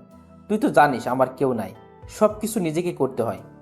ধুর পাগল, কে বলছে তোর কেউ নাই? আমি আছি তো সব সময়। আর আমাদের ভাবি কবে আসবে? ওম্মা, কে ভাবি? কিসের ভাবি? কার ভাবি? কোথায় থেকে আসলো ভাবি? আমি তো জানতাম না। ভাব নিও না আমার সাথে। চুপি চুপি অনার্স শেষ বর্ষের একটা মেয়ের পিছনে ঘুরো, কিন্তু মেয়েটা পাতা দেয় না। আর তুমি ভাবো আমি কিছুই বুঝি না? ওই, তুই কেমনে জানলি? আমি তো তোকে বলি নাই। তুই তো বলবি না আমি জানি, তাই আগে থেকে খবর নিয়ে রাখলাম। তা কি খাবি অর্ডার কর, আজকে আমি তোকে খাওয়াবো। যা ইচ্ছে অর্ডার দে, সাথে আমার জন্য দে। ওকে। এরপর আমরা খেয়ে নিলাম। আচ্ছা দোস্ত, একটা কথা বলতেছি তোকে, যা যা বলবো মনোযোগ দিয়ে শুনবি। বল। আমি দেশের বাইরে যাচ্ছি, কবে ফিরবো জানি না। তুই সব সময় অফিসে ঈশিতার খেয়াল রাখবি, আমার সাথেও যোগাযোগ রাখবি। আর আমি কিন্তু একদিন না একদিন ফিরবো, তবে কখন তা জানি না। তুই ঈশিতার উপর নজর রাখিস। আসলে মেয়েটা একটু অগোছালো আর অবুঝ। যদি ঈশিতার কিছু হয় তাহলে তোকে সবকিছুর জন্য জবাব দিতে হবে। তুই তো জানিস ওকে কতটা ভালোবাসি, আর তোকে খুব মিস করবো দোস্ত। সত্যি কি চলে যাবি? আর না গেলে হয় না দোস্ত? এই পৃথিবীতে আমার মা বাবা আর আপন বলতে কেউ নেই। কিছুদিন আগে থেকে তোর সাথে পরিচয় হয়, তুই এতটা আপন হয়ে উঠবি ভাবতেই পারি নাই। নিয়তি চাইলে দেখা হবে, আর তোর ঈশিতাকে আমি দেখে রাখবো। নিজের যত্ন নিস দোস্ত। দেখলাম ছেলেটার চোখে পানি। আরে পাগল, কান্না করিস কেন? আমি তোর সাথে তো যোগাযোগ রাখবো। আচ্ছা দোস্ত, আজকের মতো উঠলাম। ভালো থাকিস দোস্ত। তুইও, তোকে খুব মিস করব। আমিও দোস্ত। এরপর চলে এলাম বাড়িতে। প্রায় সন্ধ্যা হয়ে এসেছে। সেই পুরনো স্মৃতিগুলো ভেসে উঠে আসছে চোখের মাঝে। কত অবহেলা নিয়ে কাটিয়েছি দিনগুলো। হয়তো আমি চলে গেলে ওর কিছু আসে যায় না। ঈশিতা তো আমাকে ভালোই বাসে না, তাহলে আমার অনুপস্থিতিতে ওর কিছু আসবে যাবে না। রাত প্রায় 12টা বাজে। আমি ঘুমিয়ে আছি। হঠাৎ মোবাইলের আওয়াজে ঘুমটা ভেঙে গেল। মোবাইলের স্ক্রিনে তাকিয়ে দেখি দিশার নাম্বার। তাড়াতাড়ি করে রিসিভ করলাম। হ্যালো দিশা, কোথায় ছিলে তুমি সারাদিন? তুমি জানো আজকে কতবার তোমার মোবাইলে ট্রাই করছি, কিন্তু তুমি ফোনটা রিসিভ করো নাই কেন? কি হয়েছে, চুপ কেন? ওই পাশ থেকে ফুপিয়ে ফুপিয়ে কান্নার শব্দ আসছে। কি হয়েছে দিশা? চুপ করে আছো কেন? তোমার জন্য তোমাদের বাড়িতে গেছি, কিন্তু দরজায় তালা দেওয়া। কোথায় ছিলে? তোমাকে উত্তরটাও দেওয়া হয় নাই। হঠাৎ মোবাইলটা কেটে গেল। বুঝলাম না মেয়েটা হঠাৎ করে কোথায় উধাও হয়ে গেল। আবার ফোন দিয়ে কান্না করছে, কিন্তু কোনো কথা বলছে না। মেয়েটা এমন কেন করলো? এরপর আবার ঘুমিয়ে গেলাম। কালকে সকাল 8:30 ফ্লাইট, তাড়াতাড়ি উঠতে হবে। খুব সকালবেলায় ঘুমটা ভাঙলো। আমি তাড়াতাড়ি উঠে ফ্রেশ হয়ে নামাজ পড়তে চলে গেলাম। নামাজ পড়ে বাড়িতে ফিরে আসলাম। আন্টি রুমের পাশ দিয়ে উপরে যাওয়ার সময় আন্টি আমাকে ডাক দিলেন। আমি গিয়ে আন্টির পাশেই বসলাম। আন্টি এখনো নামাজের বিছানায় বসে আছে। আমি ওনার কাছে গিয়ে বসাতে আন্টি আলতো করে আমার কপালে একটা চুমু দিলেন। আন্টি কিছু বলবে নাকি? বাবা, চলে তো যাচ্ছিস আমাদের ছেড়ে। শেষবারের মতো না হয় খাইয়ে দেই নিজের হাতে তোকে। আর কখনো সময় হবে কিনা জানি না। কি খাবি না? খাবো তো, তুমি নিয়ে আসো, আমি এইখানেই আছি, মুচকি এসে বললাম।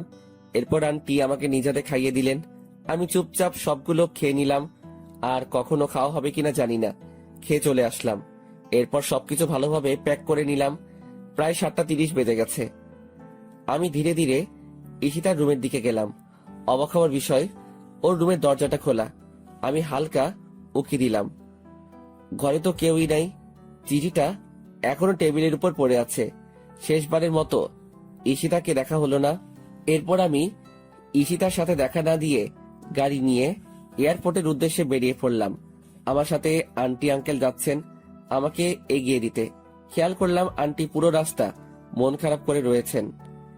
গাড়ি এসে থামলো এয়ারপোর্টের সামনে। এরপর আমি আঙ্কেলের থেকে সবকিছু বুঝে নিলাম।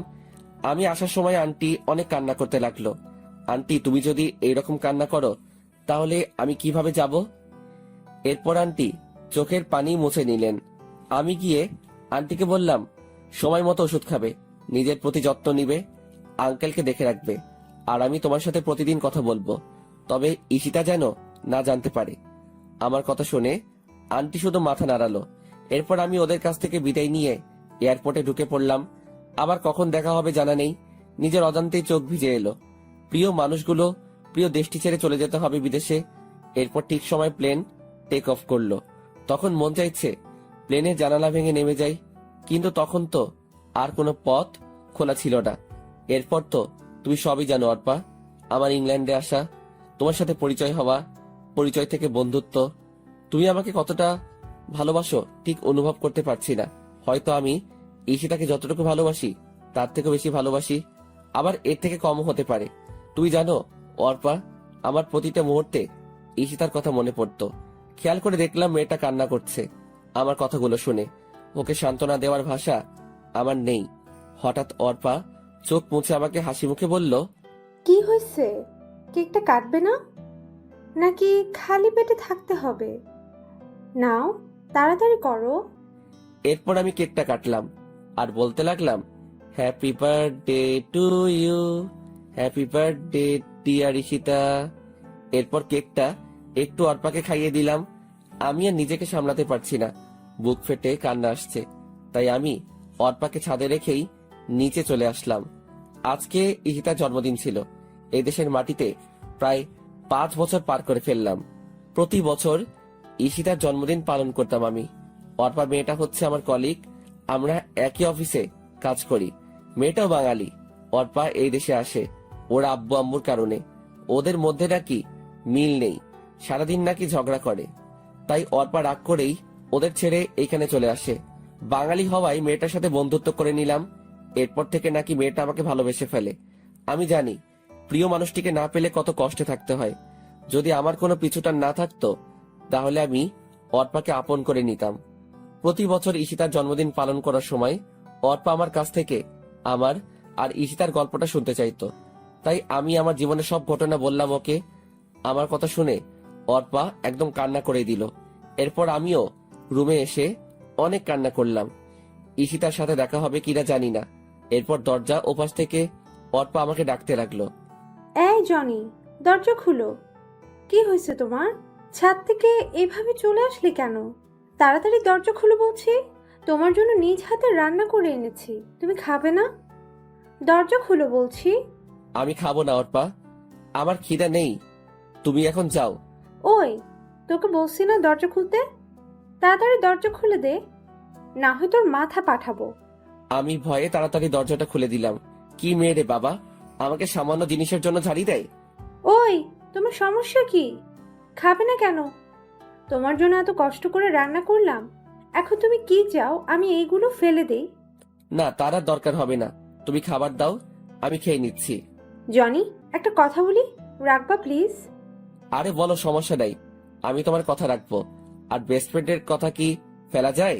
আমি তোমাকে খাইয়ে দেই প্লিজ, শুধু আজকের জন্য, আর কখনো তো সুযোগ হবে না, শুধু একটা বার প্লিজ। কি দিবে না? দাও, সমস্যা নাই। এরপর আমাকে খাইয়ে দিল। মেয়েটা আমাকে এতটা ভালোবাসে আমি ভাবতেই অবাক হচ্ছি। শুধুমাত্র আন্টি ছাড়া আর কেউ আমাকে এইরকম ভালোবাসেনি। আর আজকে অর্পা। খাওয়া শেষ করে উঠে আমি সোফায় বসে রইলাম। এরপর অর্পা এসে আমার পাশে বসলো। জনি, একটা জিনিস চাইবো, দিবা? বলো, কি চাও? আমাকে একবার জড়িয়ে ধরবে প্লিজ? প্রেমিকা হিসেবে না, ফ্রেন্ড হিসেবে প্লিজ। তোমাকে তো আর আমি পাবো না, কিন্তু একটু জড়িয়ে ধরতে পারি। পারো। বলার সাথে সাথেই মেয়েটা এসে আমাকে জড়িয়ে ধরলো আর কান্না করে দিল। আমি কিছু বলছি না, কি বলবো আমি? আমার কাছে কি উত্তর আছে? আমি শুধু অর্পার মাথায় হাত রাখলাম। মেয়েটা আমাকে কত ভালোবাসে, কিন্তু আমি তো ওকে ভালোবাসতে পারবো না, কারণ আমি শুধু ঈশিতাকেই ভালোবাসি, আর কাউকে ঈশিতার স্থানটা দিতে পারবো না। এরপর অর্পা আমাকে ছেড়ে দিয়ে কান্না করতে করতে চলে গেল। আমি আর কোনো কিছু না ভেবে ঘুমিয়ে পড়লাম। চিন্তা করলাম পরশু দেশে ফিরে যাব। অনেক তো হলো এভাবে, এখন থেকে না হয় আমার নতুন করে অবহেলা পেতে শুরু করব, তবুও মনের ভিতর কোনো শূন্যতা অনুভব হবে না। এরপর সকালবেলা ঘুম থেকে উঠে ফ্রেশ হয়ে নিলাম, নাস্তা করে রেডি হয়ে অফিসে চলে আসলাম। সারাদিন অফিসে কাজ করে বাসায় আসলাম। অফিস থেকে আসার সময় অর্পাকে বলে দিলাম আমি কালকে বাংলাদেশে ফিরে যাব। ও যদি যেতে চায় তাহলে আমার সাথে যেতে পারে। আমার কথা শুনতে অর্পা খুশিতে রাজি হয়ে গেল। এরপর আমি সকালবেলায় সবকিছু গুছিয়ে নিলাম, অর্পাকে দিয়ে ওর অ্যাপার্টমেন্ট থেকে নিয়ে আসলাম। এয়ারপোর্টে সবকিছু চেক শেষে আমি প্লেনে এসে বসলাম। প্লেন তার যথাসময় চলতে শুরু করলো।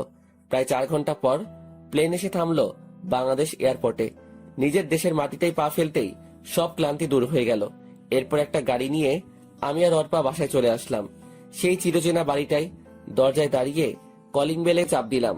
একটু পর আন্টি এসে দরজা খুলে দিলেন আর আমাকে দেখে ভীষণ অবাক হলেন। খুশিতে আত্মহারা হয়ে আমাকে জড়িয়ে ধরে কান্না করে দিলেন। আমি আন্টির সাথে কান্না করে দিলাম। প্রায় 4 বছর পর আবার আপন মানুষগুলোকে দেখতে পেলাম। কেমন আছো আন্টি? আগে ভালো ছিলাম না, তুই এসে গেছিস, এখন অনেকটা ভালো আছি। তুই কেমন আছিস? আমিও ভালো আছি। কি অবস্থা হয়েছে তোর? একদম শুকিয়ে গেছিস, ঠিক মতন খাবার খাস না। এতগুলো দিন পর আমাদের কথা মনে পড়লো। তোমাদের কথা তো ঠিকই মনে পড়ে। আন্টি, ঈশিতা কোথায়? কেমন আছে ঈশিতা? ঈশিতা ওর ঘরে আছে। কেমন আছে তুই গিয়ে জিজ্ঞাসা কর। আর সাথে মেয়েটা কে বাবা? ওহ আন্টি, তোমাকে তো পরিচয় করিয়ে দেই নাই। ও হচ্ছে অর্পা, আমার ফ্রেন্ড। আর অর্পা, উনি হচ্ছে ঈশিতার আম্মু। তোমাকে তো বলেছি। কেমন আছেন আন্টি? আলহামদুলিল্লাহ, ভালোই আছি। তুমি কেমন আছো? জি আন্টি, আমিও ভালো আছি। আন্টি, আঙ্কেলকে তো দেখতে পাচ্ছি না। আঙ্কেল কোথায়? তোর আঙ্কেল অফিসের কাজে বাহিরে গেছে, আজকেই চলে আসবে। আর কতক্ষণ মেয়েটাকে বাহিরে দাঁড় করিয়ে রাখবি? ভিতরে আয়। আন্টি। অর্পা, ভিতরে আসো। এরপর আমি আর অর্পা ভিতরে চলে গেলাম। অর্পাকে গেস্ট রুমটা দেখিয়ে দিলাম। এরপর আমি আমার রুমে চলে আসলাম। নিজের সেই রুমটাতে আবার অনেকগুলো দিন পর এলাম, কিন্তু অবাক হওয়ার বিষয়, আমার রুমটা একদম গোছানো, সবকিছু পরিষ্কার। মনে হয় কেউ প্রতিদিন এসে পরিষ্কার করে যায়। এত কিছু না ভেবে আমি ফ্রেশ হতে চলে গেলাম। এরপর নিচে নাস্তা করতে চলে গেলাম। সাথে অর্পাকে নিয়ে এলাম। মেয়েটা হয়তো লজ্জায় কোনো কিছু বলতে পারবে না। আন্টি আমাদেরকে নাস্তা দিলেন। আমি খেয়ে যাচ্ছি, কিন্তু গলা দিয়ে নামতেছে না। কারণ একটাই, ঈশিতা। আসার পর থেকে ঈশিতাকে দেখতেছি না। ব্যাপার কি? মেয়েটা কোথায় গেল? আন্টি, ঈশিতা কোথায়? নাস্তা করবে না? আসার পর থেকে তো একবারও দেখলাম না। কি জানি বাবা কি হয়েছে, তুই যাওয়ার পর থেকে মেয়েটা একদম বদলে গেছে। ঠিক মতন খায় না, ঠিক মতন ঘুমায় না, অফিসে এবং কলেজে কোথাও যায় না। দিন দিন কেমন মৃত্যুর মুখে চলে যাচ্ছে। আন্টির কথা শুনে বুকটা কেঁপে উঠল। কি হয়েছে ঈশিতার? তবে কি ওর কোনো ক্ষতি হয়েছে? কেন হঠাৎ করে এইভাবে বদলে গেল? আন্টি, ঈশিতা এখন কোথায়? মনে হয় রুমেই আছে, সারাদিন নিজেকে রুমেই বন্দি করে রাখে। যা তো মেয়েটাকে ডেকে নিয়ে আয়। কে? আমি যাব? তুই যাইবি, এখন যা তো। এরপর আমি ধীরে ধীরে ঈশিতার রুমের দিকে পা বাড়ালাম। উপরে গিয়ে দেখি দরজাটা খোলা। আমি ঈশিতাকে অনেকবার ডাক দিলাম, উঠলো না। এরপর রুমের ভিতরে গিয়ে ঈশিতার খাটের পাশে গেলাম। মেয়েটা ছোট বাচ্চাদের মতো শুয়ে আছে, চুলগুলো মুখের উপরে। আমি আবার ডাক দিলাম। এইবার ঈশিতা চোখ ডলতে ডলতে উঠে গেল। ঈশিতাকে দেখে চোখে পানি ছলছল করছে। কি ঈশিতা, কি হয়ে গেল? শুকিয়ে একদম কাঠ হয়ে গেছে, চোখের নিচে কালো দাগ পড়ে গেছে, আগের থেকে অনেক কালো হয়ে গেছে। আমাকে এইভাবে দেখতে পাবে ঈশিতা কল্পনাও করে নাই। ঈশিতার চোখ অশ্রুতে ভরে গেছে। আজকে অবহেলার প্রতিদানে এই সকল কিছু হচ্ছে। ঈশিতা খাট থেকে নেমে আমার একদম কাছে চলে আসলো, আমাকে জড়িয়ে ধরতে চাইলো, কিন্তু আমি সরে গেলাম। আমার থেকে এইরকম কিছু ঈশিতা আশা করেনি। আমিও ঈশিতার পাশে থাকতে চেয়েছিলাম, কিন্তু ঈশিতা আমার সাথে অনেক খারাপ ব্যবহার করছে, আমাকে প্রতিনিয়ত অবহেলা করে গেছে। এখন এই সবকিছু ঈশিতাকে তিলে তিলে ভুগতে হবে।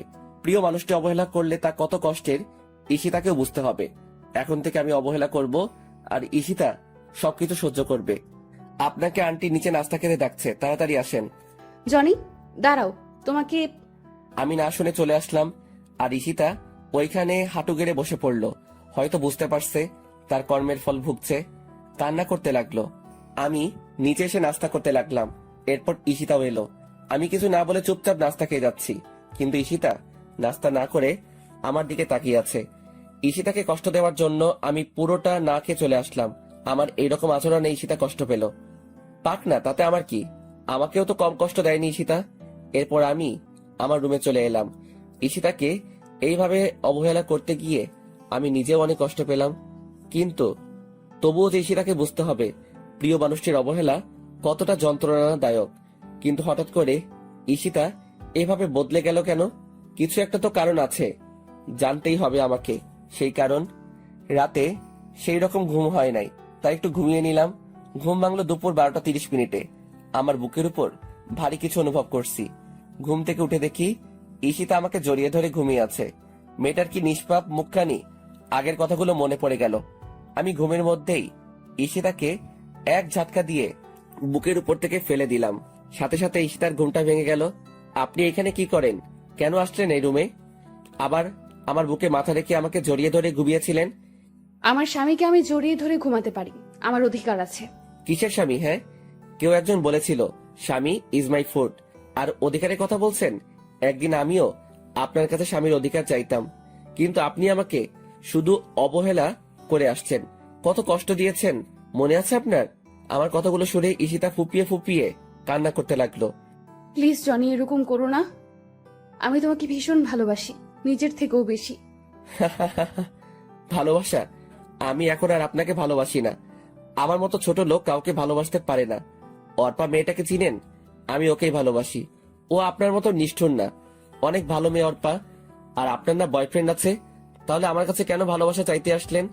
আপনার বয়ফ্রেন্ডের কাছে যান।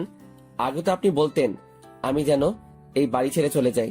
এখন আর আপনাকে বলা লাগবে না, আমি নিজে থেকেই চলে যাব যদি কখনো ডিস্টার্ব করেন। আমি আর তোমাকে ডিস্টার্ব করব না, তবু তুমি আমাকে ছেড়ে যেও না। আমার কথাগুলো শুনে ঈশিতা ফুপিয়ে ফুপিয়ে কান্না করে যাচ্ছে। কান্না করার কারণে ঈশিতার নিঃশ্বাস নিতে কষ্ট হচ্ছে। আর কোনো কথা না বলে ঈশিতা কান্না করতে করতে চলে গেল। ঈশিতা এখন বুঝবে ভালোবাসার মানুষটি অবহেলা করলে কতটা কষ্ট লাগে। এরপর আমি ফ্রেশ হয়ে নিলাম। জোহর নামাজের আজান দিয়েছে, তাই নামাজ পড়তে মসজিদে চলে গেলাম। নামাজ পড়ে বাড়িতে আসার সময়ই রাকিবের সাথে দেখা হলো। আরে দোস্ত, তুই কখন আসলি? দেশে ফিরে আসলি, কিন্তু একবারও জানালিও না। আমি তো আজকে সকালেই এলাম। আসলে বাংলাদেশে আসার পর সিম নেওয়া হয় নাই, তাই যোগাযোগ করতে পারি। তো কেমন আছিস তুই? আলহামদুলিল্লাহ ভালোই আছি। জানিস দোস্ত, আমার বিয়ে হয়ে গেছে। আমি এখন আর ব্যাচেলার নেই। আরে বাহ, ভালোই তো। আচ্ছা দোস্ত, এখন বাড়ি যেতে হবে। একদিন তোদের বাড়িতে যাব। আচ্ছা ঠিক আছে, ভালো থাকিস। তুইও। এরপর বাড়ি চলে এলাম। দুপুরের খাবার খেয়ে বসে বসে টিভি দেখতেছি। এরই মাঝে অর্পা এসে হাজির হলো। কিছু বলবে অর্পা? আসলে আমরা না একা একা ভালো লাগছে না, চলো না আমরা একটু ঘুরে আসি। ঘরে বসে থাকতে থাকতে ভালো লাগে না, আর ঈশিতার সাথেও কথা বলতে ভয় করে। ও যদি আমাকে কিছু বলে? ধুর পাগলি, ঈশিতা ওই রকম মেয়ে না, তোমাকে কিছু বলবে না। উল্টো তোমার সাথে ফ্রেন্ডলি আচরণ করবে। আর আজকে বিকালবেলা রেডি থেকো, আমরা ঘুরতে বের হব। ওয়াও, সত্যি? সত্যি। ঠিক আছে, তাহলে আমি ঈশিতাকে রেডি হয়ে নিতে বলছি। আমরা সবাই একসাথে যাব, তাহলে অনেক মজা হবে। না, তাকে বলার দরকার নাই, শুধু আমি আর তুমি যাব। সময় হলে আমি নিজেই ঈশিতাকে নিয়ে যাব। কিন্তু ঈশিতা? তোমাকে না বলছি আর কেউ যাবে না। ওকে, অ্যাজ ইউর উইশ। এরপর আরো কিছুক্ষণ টিভি দেখে রেডি হয়ে নিলাম। অর্পা আর আমি গাড়ি নিয়ে ঘুরতে বেরিয়ে গেলাম। আমরা অনেক জায়গায় ঘুরলাম, অনেক কিছু খেলাম, কিন্তু আমার যে কিছুই ভালো লাগছে না। ঈশিতাকে এইভাবে কাঁদিয়ে আমিও ঠিক থাকতে পারছি না, কিছুতেই মন মানছে না। এরপর আমরা ঘোরাঘুরি শেষ করে প্রায় সন্ধ্যার দিকে বাড়ি ফিরলাম।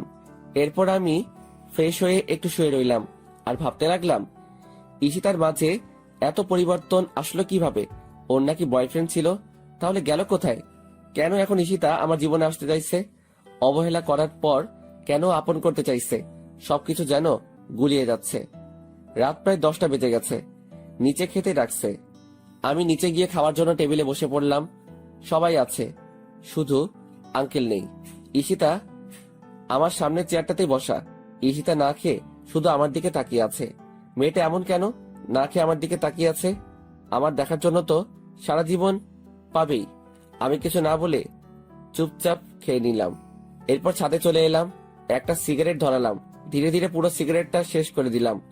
এইভাবে 1 প্যাকেট সিগারেট খেয়ে ফেললাম। আপন মানুষগুলো যখন পর হয়, তখন এই জিনিসটাই সবচাইতে আপন হয়ে যায়। এরপর ঘরে এসে শুয়ে পড়লাম। ভোরবেলা ঘুম থেকে উঠে ফ্রেশ হয়ে নামাজ পড়তে চলে গেলাম। নামাজ শেষে বাড়িতে চলে এলাম। অনেকদিন সূর্যোদয়টা দেখা হয় না, তাই ছাদে এলাম। পূব আকাশে হালকা আলো চিকচিক করছে, বয়ে যাচ্ছে মৃদু বাতাস, আর রয়েছে চারিদিকে পাখিদের কিচিরমিচির আওয়াজ। সব মিলিয়ে একটা মনোমুগ্ধকর পরিবেশ। ভালোই উপভোগ করছি। হঠাৎ পিছনে কারো উপস্থিতি টের পেলাম। পিছনে তাকিয়ে দেখি আর কেউ নয়, ঈশিতা আমার পিছনে দাঁড়িয়েছিল। আমি ওর থেকে মুখ ফিরিয়ে নিলাম। আগের ন্যায় সামনের দিকে তাকিয়ে রইলাম। ঈশিতা কিছু বলবে মনে হচ্ছে, কিন্তু কিছু না বলে আবার কিভাবে চলে গেল। আমিও আর কিছু না বলে নিচে চলে এলাম। এরপর আন্টি ডাক দিলেন নাস্তা করার জন্য। আমি নিচে চলে গেলাম। আঙ্কেল দেখি উপস্থিত আছেন, হয়তো রাতে বাড়ি ফিরলেন। আমি আঙ্কেলের পাশে গিয়ে দাঁড়ালাম। আঙ্কেল হাতের খবরের কাগজটা রেখে আমাকে জড়িয়ে ধরলেন আর কান্না করতে লাগলেন। আমার এই ভুবনে আব্বু আম্মু নেই, কিন্তু আঙ্কেল আন্টি এখন আমার আব্বু আম্মু। আমিও আঙ্কেলকে জড়িয়ে ধরে কান্না করতে লাগলাম। ওনারা না থাকলে হয়তো আমাকে একটা অস্তিত্বহীন জীবন যাপন করতে হতো। এইভাবে চলে আসলি? আমাদেরকে তো অন্তত একবার জানাতে পারতে। ভাবলাম সারপ্রাইজ দিব। কেমন হলো সারপ্রাইজটা? অনেক ভালো। এই কি অবস্থা হয়েছে তোর? কেন এমন করিস নিজের সাথে? অন্তত আমাদের কথা ভেবে না হয় শরীরের যত্ন নে। নিজের কথা তো কখনো ভাবিস না। তুই না থাকলে যে আমরা ভালো থাকতে পারি না, কেন বুঝিস না তুই? তোর বাবা মা তোকে আমাদের কাছে আমানত রেখে গেছে। তোর কিছু হলে ওরা যে কষ্ট পাবে জানিস। আমি কখনো তোর আব্বুকে কষ্ট থাকতে দিতে চাই না, সব সময় হাসি খুশি দেখতে চাইতাম। আঙ্কেল, এখন থেকে তোমার সব কথা মেনে চলবো। এখন সবাই নাস্তা করতে বসো, আর তোর সাথে যেই মেয়েটা এসেছে ওকে ডেকে নিয়ে আয়। আমরা সবাই একসাথে নাস্তা করব। আমি গিয়ে অর্পাকে নিয়ে আসলাম। ঈশিতা আগে থেকেই হাজির আছে। অর্পাকে আঙ্কেলের সাথে পরিচয় করিয়ে দিলাম। তারপর সবাই মিলে নাস্তা করতে লাগলাম। আঙ্কেল, আমি আজকে থেকে অফিসে যেতে চাই। এত তাড়াতাড়ি কেন? কয়েকটা দিন রেস্ট নে। এমনিতে অনেক দিন পর এসেছিস, সবার সাথে একটু সময় কাটা। না আঙ্কেল, বাড়িতে বসে থাকতে ভালো লাগে না। আচ্ছা বাবা, তুই যা ভালো বুঝিস কর। Thank you uncle. রুমে এসে অফিসে যাওয়ার জন্য রেডি হচ্ছি। ওই সময় অর্পা আমার রুমে এসে হাজির। কিছু বলবে নাকি? আসলে আমার না একা একা বাড়িতে ভালো লাগবে না, যদি তোমার সাথে নিয়ে যেতে। আচ্ছা, সমস্যা নাই, তুমি গিয়ে তৈরি হয়ে নাও, আমরা খুব তাড়াতাড়ি বের হব। ঠিক আছে। অর্পা চলে গেল আর আমি আবার তৈরি হতে ব্যস্ত আছি। এরপর তৈরি হয়ে গাড়িতে অর্পার জন্য অপেক্ষা করতেছি। এরপর অর্পা আসলো, আমি গাড়ি চালাতে শুরু করলাম। এরপর আমরা চলে এলাম অফিসে। আমি গিয়ে বসের কেবিনে বসলাম, অর্পাকে আমার সাথে নিয়ে আসলাম। এরপর আমি পিয়নকে দিয়ে রাকিবকে আমার কেবিনে ডেকে নিয়ে আসলাম। ফিরে আসবো নাকি? দোস্ত আয়, আর তোর অনুমতি লাগবো না, যখন ইচ্ছা তখন আসতে পারবি। তা বুঝলাম, কিন্তু বাকিরা কি ভাববে বল? বসকে তুই করে ডাকলে কেমন দেখায় না? আরে কে কি বললো আমার কিছু যায় আসে না। যেই জায়গায় আমার কোনো সমস্যা নাই, তাহলে তোর কি সমস্যা? আর আমি তোকে বস হিসেবে বলছি, তুই এখন থেকে আমাকে তুই করে বলবি। আচ্ছা ঠিক আছে, তা কিছু বলবি নাকি? বলবো তো, তাই তো ডাকলাম তোকে। কি কথা ছিল মনে আছে তো? কি কথা ছিল? ওই যে তোর বাড়িতে যাব আর বউটাকে দেখবো দেখবো কোন সেই হতবাকি যে তোর মতো পাগলের খপ্পরে পড়েছে। রাকিব মুচকি এসে বলল, সমস্যা কি? তুই বললে এখনই চল, আর দেখে নিস কে আমার খপ্পরে পড়েছে। আরে এখন না, দুপুরে লাঞ্চ টাইমে যাব। এখন তো অফিসে অনেক কাজ আছে। আর পরিচয় হয়ে নে, ও হচ্ছে অর্পা, আমার সাথে বিদেশে আমার কলিগ ছিল। আর অর্পা, ও হচ্ছে আমার ফ্রেন্ড রাকিব। তোমাকে তো ওর কথা বলছি। হাউ ফানি দোস্ত, যার দেশে এত বড় একটা অফিস আছে সে কিনা অন্য একটা অফিসে কাজ করছে। হ্যালো, কেমন আছেন? হাই, আলহামদুলিল্লাহ ভালো আছি ভাইয়া, আপনি কেমন আছেন ভাইয়া? আলহামদুলিল্লাহ ভালো। ওই সাইলেন্সারটার সাথে কিভাবে ফ্রেন্ডশিপ করলেন? সারাদিন তো মন মরা হয়ে বসে থাকতো। আমার মনে হয় বিদেশেও ওই রকম করেছে। ঠিক বলছেন, শুধু কাজের সময় কাজ করত আর সারাদিন বসে বসে সময় কাটিয়ে দিত। আমি ওদের কথাগুলো শুনছি আর মিট মিট করে হাসছি। পাগলগুলা বলে কি, সব সময় হাসি খুশি থাকার চেষ্টা করেও থাকতে পারতাম না, কেন জানি কিসের একটা শূন্যতা অনুভব হতো। এরপর রাকিব চলে যায়, আমি বসে বসে কাজ করতে লাগলাম আর অর্পা বসে বসে ফ্রি ফায়ার খেলতে লাগলো। বুঝি না মেয়েটা এই গেমটা কেমনে খেলা শিখলো, আমার থেকেও ভালো খেলতে পারে। তাই তো সবসময় আমার স্কোয়াডে রাখি। কাজ করতে করতে দুপুরের খাওয়ার সময় হয়ে গেল, কিন্তু আমি এখনো কাজ করতে লাগলাম, অনেক কাজ পড়ে আছে। কিরে চল, আর কতক্ষণ অপেক্ষা করব? আমার কিন্তু ভীষণ খিদা লাগছে। কাজ এখন বন্ধ রাখ। ওই বেটা পেটু, সবসময় খাই খাই করিস কেন? একটু অপেক্ষা কর, আমি কাজগুলো সেরে ফেলি। আচ্ছা তুই তাড়াতাড়ি কর, আমি আমার ডেস্কে আসি। কাজ শেষ হইলে আমার ডেকে নিস। এরপর রাকিব চলে গেল, আমি কাজে মনোযোগ দিলাম। প্রায় 15 মিনিট পর কাজ শেষ হয়ে এসেছে। এরপর আমি অর্পাকে সাথে নিয়ে রাকিবের সাথে তাদের বাড়িতে উদ্দেশ্যে রওনা হলাম। আমি আর রাকিব কথা বলতে বলতে যেতে লাগলাম। প্রায় কিছু সময় রাকিবের বাড়িতে চলে এলাম। বাড়িটা আমার আগে থেকে চেনা। এরপর আমরা গাড়ি থেকে নেমে গাড়িটা পার্ক করিয়ে নিলাম। রাকিব গিয়ে দরজায় নক করলো। প্রায় কিছু সময় পর দরজা খুলে দিল। ভিতর দিকে তাকিয়ে আমি বড়সড় একটা ধাক্কা খেলাম। ও এখানে কি করে? আরে দিশা, তুমি এখানে? মানে কিভাবে হলো এইসব? রাকিব, তুইও তো কিছু বলিস নাই। ঘরে চল, তারপর সব বলবো। আগে খেয়ে নে, তারপর সবাই বসে কথা বলবো। আর অফিসে এখন দেরি করে গেলেও কিছু হবে না, সব জানতে পারবি। কেন তোকে কিছু বলি নাই? কেন তোর কাছ থেকে এত কিছু লুকিয়ে রাখলাম? এখন চল। এরপর আমরা ভিতরে গেলাম, ফ্রেশ হয়ে চলে এলাম খাওয়ার রুমে। তবে দিশা মেয়েটাকে আজকে অনেক খুশি দেখাচ্ছে, আমিও অনেক খুশি। মেয়েটা অন্তত একটা ভালো মানুষকে তো পেলো, কিন্তু ওই শালা রাকিব তো অন্য মেয়েকে ভালোবাসতো। তাহলে ওই মেয়েটার কি হলো? সবকিছু কেমন গুলিয়ে যাচ্ছে। কিরে, এত কি ভাবিস? সব কিছুই জানতে পারবি। এখন খেয়ে নে, আর কতক্ষণ অপেক্ষা করব? ভীষণ ক্ষুধা লাগছে।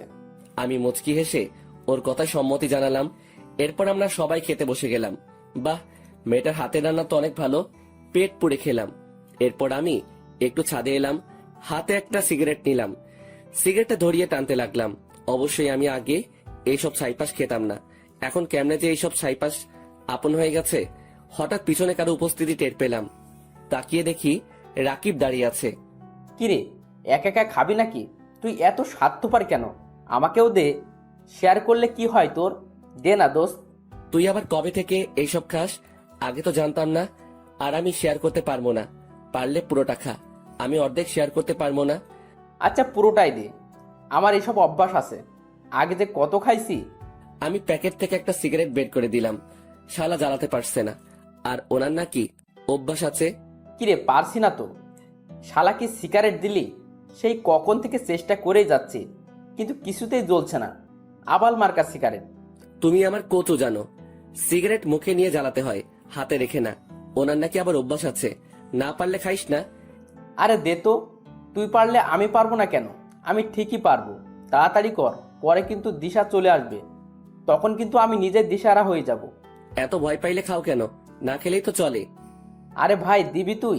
বক বক না করে তাড়াতাড়ি সিগারেট জ্বালা। আমি আর কিছু না বলে সিগারেটটা জ্বালিয়ে দিলাম। শালা প্রথম টান দিয়ে কাশতে শুরু করলো। ও যদি আগে থেকে সিগারেট টানতো তাহলে তো এমন হতো না। বুঝলাম না ব্যাপারটা। এরপর ধীরে আরো একটু শেষ করলো। এখন দেখি রাকিবের চোখ দিয়ে পানি পড়তে লাগলো। আমি বুঝে গেলাম রাকিবাকে কখনো সিগারেট খাই নাই। আমি তাড়াতাড়ি ওর হাত থেকে সিগারেটটা কেড়ে নিলাম। মিথ্যা কথা বললি কেন? তুই তো ঠিক মতো সিগারেট টানতেই পারিস না, তাহলে কেন এইরকম করলি? দেখ তো তোর চোখ কি রকম লাল হয়ে গেছে। আর খেতে হবে না সিগারেট, তোর পরে ক্ষতি হবে। আমার ক্ষতি হলে তোর ক্ষতি হবে না। তুই কেন এসব খাস? আমাকে সিগারেটটা ফিরিয়ে দে বলে দিলাম। না দিব না, এখন নিতে যা, আমি আসতেছি। এই কথা বলে আমি আবার সিগারেটটা টানতে শুরু করলাম। রাকিব এসে আমাকে জড়িয়ে ধরে কান্না করে দিল। বুঝলাম না ছেলেটার কাহিনী। প্রথমত সিগারেট খেতে না পেরেও মিথ্যা বলে আমার থেকে সিগারেট নিল, এখন আবার কান্না করতে লাগলো। কিরে কান্না করিস কেন? কান্না থামা বেটা, কি হয়েছে বল আমাকে। দিশার সাথে ঝগড়া করলো নাকি? চল আমার সাথে, আজকে দিশার খবর আছে। এত বড় সাহস, আমার বন্ধুর সাথে ঝগড়া করে? চল তুই আমার সাথে। দিশা নয়, আমার এই কান্নার কারণ তুই। মানে আমি কি করলাম? কোনো ভুল করলাম নাকি? বল তাহলে, আমি ভুলটা শুধরানোর চেষ্টা করব। তবু তুই কান্না করিস না দোস্ত। অনেক বড় ভুল করছিস। তোকে নিয়ে আমার অনেক চিন্তা হয়, কখন জানি কি হয়ে যায়। তোকে আমার একটা কথা রাখতে হবে, আমার কসম দিয়ে বললাম। আরে চিন্তা করিস কেন, বলবি তো, আর আমি তোর সব কথা রাখবো। শুধু কি করতে হবে বল। তুই সিগারেট খাওয়া ছেড়ে দে দোস্ত। তোকে হারাতে চাই না আমি। যখন এই শহরে আমার কেউ ছিল না, তখন তুই আমার পাশে ছিলি, নিজের ভাইয়ের মতো আমার সাথে চলতি। আমি চাই না তোর কিছু হোক। আমি দিশার চাইতে তোকে বেশি ভালোবাসি দোস্ত। দিশা গেলে ওর মতো আরো অনেক মেয়ে পাবো, কিন্তু তোর মতো বন্ধু পাবো না। আর আমি দিশাকে ভালোবাসি না যে তাও না, আমি দিশাকে অনেক ভালোবাসি, কিন্তু তোর থেকে কম। আর আমি কখনো সিগারেট খাই নাই। সিগারেট ধোয়া আমার নাকে লাগলেই চোখ লাল হয়ে যায়, এরপর চুলকাতে শুরু করে। ভীষণ ভয় পাই সিগারেটের গন্ধটাকে। প্লিজ দোস্ত, এসব খাওয়া ছেড়ে দে। আমি চাই না তোর কিছু হোক, তোকে হারাতে চাই না। আরে পাগল, তুই এত ইমোশনাল কেন? এখন থেকে তোকে কথা দিলাম আর কখনো এইসব খাবো না। এখন কান্না থামা বেটা, মেয়েদের মতো কান্না করতে হবে। আর আমি কোথাও যাব না তোকে ছেড়ে, তবে বাসর ঘর হলে ভিন্ন কথা। আমার কথা শুনে রাকিব আওয়াজ করে হেসে দিল। আমি রাকিবকে হাসানোর জন্যই এই কথা বলেছি। এরপর সিগারেটটা ফেলে দিয়ে রাকিবকে নিয়ে নিচে চলে আসলাম। এরপর দুইজন পাশাপাশি ভালোভাবে ফ্রেশ হয়ে নিলাম, যাতে সিগারেট গন্ধ আমাদের শরীরে না থাকে। এরপর সবাই মিলে ড্রয়িং রুমে বসে পড়লাম। অর্পাও ছিল আমাদের সাথে। রাকিব বলতে শুরু করলো, তুই বিদেশ যাওয়ার 2 দিন আগে আমি অফিসে বসে দিশার ফটোগুলো দেখতেছি। ওই সময় ঈশিতা ম্যাম আমাকে তার কেবিনে যেতে বলল। আমিও চলে গেলাম ম্যামের কেবিনে। যখন ভিতরে গেলাম তখন ঈশিতা ম্যাম আমাকে বলল, রাকিব সাহেব, আপনি অফিস টাইমে কার ফটো দেখতেছেন? মেয়েটাকে? আপনি কিভাবে দেখলেন ম্যাম? আমি সিসি ক্যামেরায় দেখেছি। ভয় নেই, বলেন মেয়েটা আপনার কি হয়? আমি কিছু মাইন্ড করব না। আর আপনি না দাঁড়িয়ে থেকে বসেন, আর এই নেন টিস্যু। এই এসির মধ্যেও ঘামাচ্ছেন কেন? বললাম তো ভয় পেতে হবে না, ফ্রেন্ড হিসেবে বলুন। আসলে আমি ওই মেয়েটাকে ভীষণ ভালোবাসি, কিন্তু কখনো বলে উঠতে পারিনি। আর কখন বলতে পারবো কিনা জানি না। তখন ঈশিতা ম্যাম আমার হাত থেকে মোবাইলটা নিয়ে দিশার ফটোগুলো দেখতে লাগলো। এরপর ঈশিতা ম্যাম বলল, আমি যা ভেবেছিলাম তাই হলো। এই মেয়েটার নাম হলো দিশা, আমার বেস্ট ফ্রেন্ড। অনেক ভালো একটা মেয়ে, কিন্তু আপনি ওর ফটো কোথায় পেলেন আর কিভাবে চিনেন? আমি ফেসবুক থেকে ওর ফটোগুলো পেলাম কাছে, এখন ওর নাম জানতে পারলাম। আর আপনার মেয়ে ওর নামটাও জানতাম। ওর ফেসবুক আইডির নাম ছিল নীল প্রজাপতি। আর ওকে সবসময় আমার বাড়ির সামনে দিয়ে কলেজে যেতে দেখতাম, কিন্তু ভয়ে কখনো কথা বলে উঠতে পারি নাই। আপনার বেস্ট ফ্রেন্ডকে মনে হয় আর পাওয়া হবে না। কেন পাওয়া হবে না? আপনি কি ওকে বিয়ে করতে চান? নির্ভয়ে বলুন, সবকিছু আমি দেখছি। তা তো অবশ্যই চাই, কিন্তু আপনার ফ্রেন্ড কি রাজি হবে? দূর থেকে ভালোবেসে গেলে কি হয়? আরে আপনি চিন্তা করছেন কেন? মনে করুন এখন থেকে আপনার এই বোন আপনার বিয়ের দায়িত্ব নিল, কি দিবেন না? ঈশিতার কথা শুনে আমি অনেক অবাক হলাম। আমি ভাবতে থাকলাম, এই মেয়েটা এই রকম কেন? আমার সাথে কি সুন্দর আচরণ করছে, কিন্তু তোর সাথে খারাপ আচরণ করে কেন? মেয়েটাকে তো দেখে খারাপ মনে হয় না। তারপর কি হলো? তারপর আমি ঈশিতা ম্যামকে দায়িত্ব দিয়ে দিলাম, আর উনি বলছেন দিশার সাথে নাকি আমার কথা বলিয়ে দেবে। এরপর আমি ওইখান থেকে চলে আসলাম। বাকিটা দিশার থেকে শুনেন। তারপর কি হলো? বলছি, তুমি বিদেশে যাওয়ার 2 দিন আগে ঈশিতা আমাদের বাড়িতে আসে। আমি কলেজে যাওয়ার জন্য প্রস্তুত হচ্ছি, ওই সময় ঈশিতা আমার কাছে আসলো। কিরে ঈশিতা, কখন আসলি? এখানে আয়, বস। এসেছি, তোর জন্য একটা খবর আছে। আজকে আর কলেজে যেতে হবে না।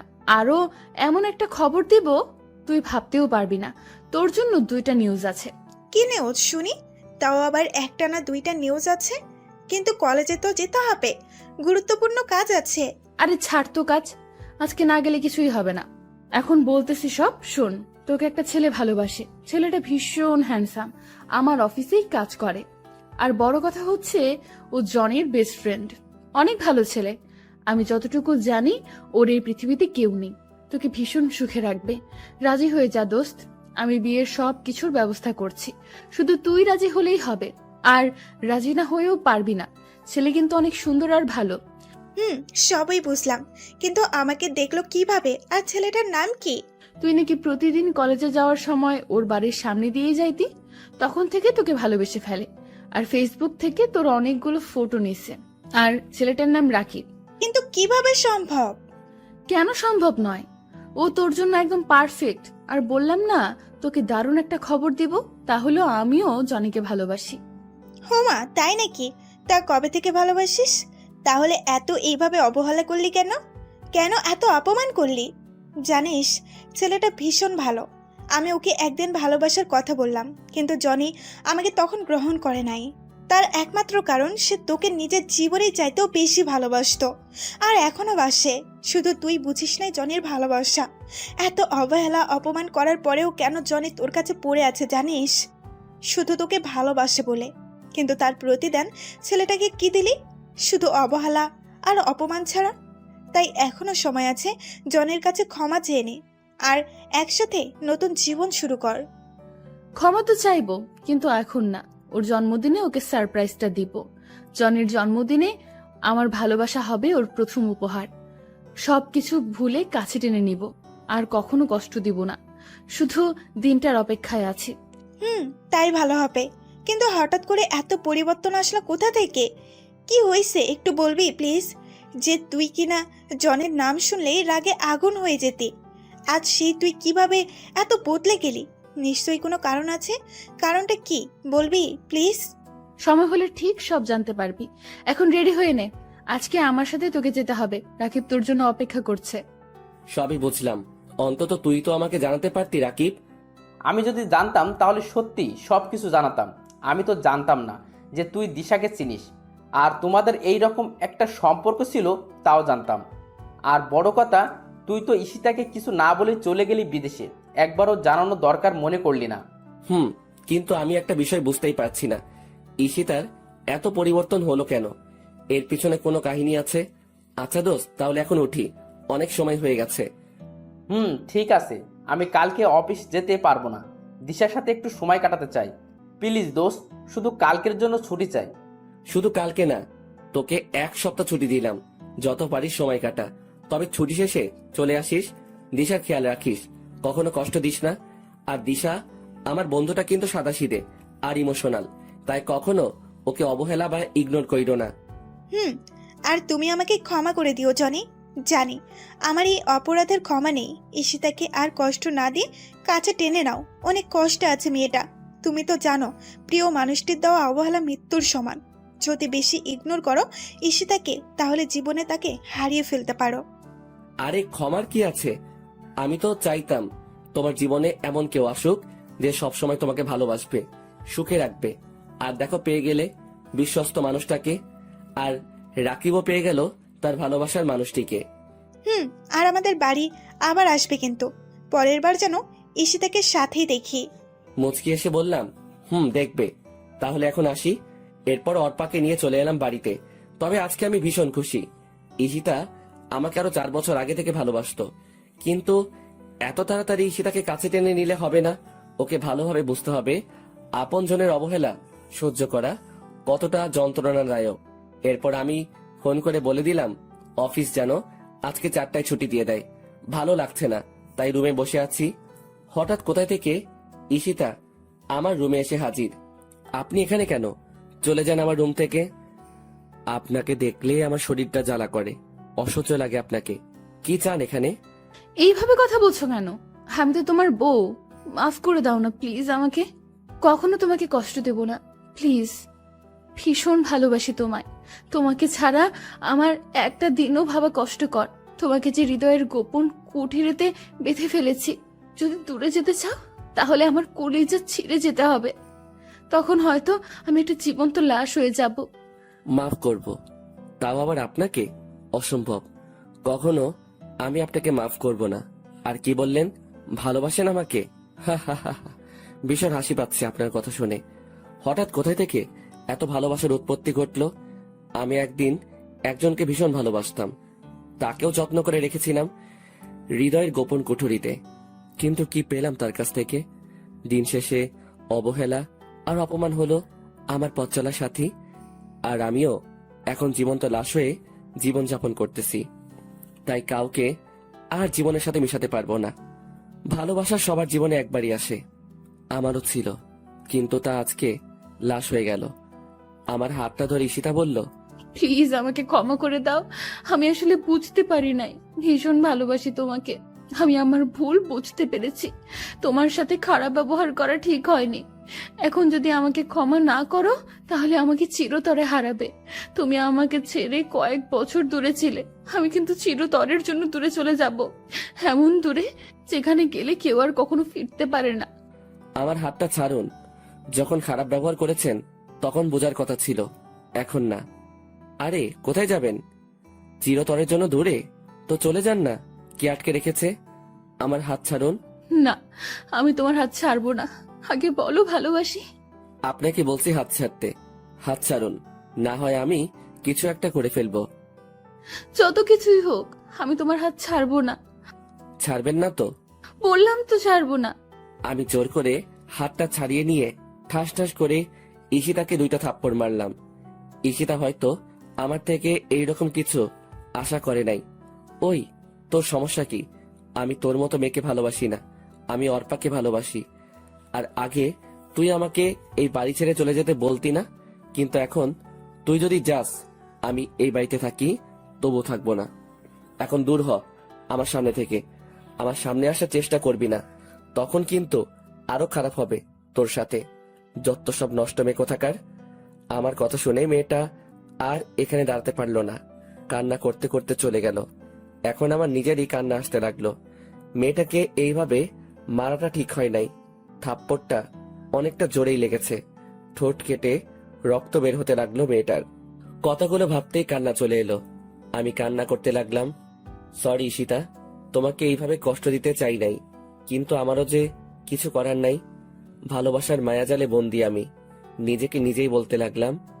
তবে মেয়েটা শেষ কথাটা আমাকে বেশি ভাবাচ্ছে। ওকে চিরতরের জন্য হারাতে হবে।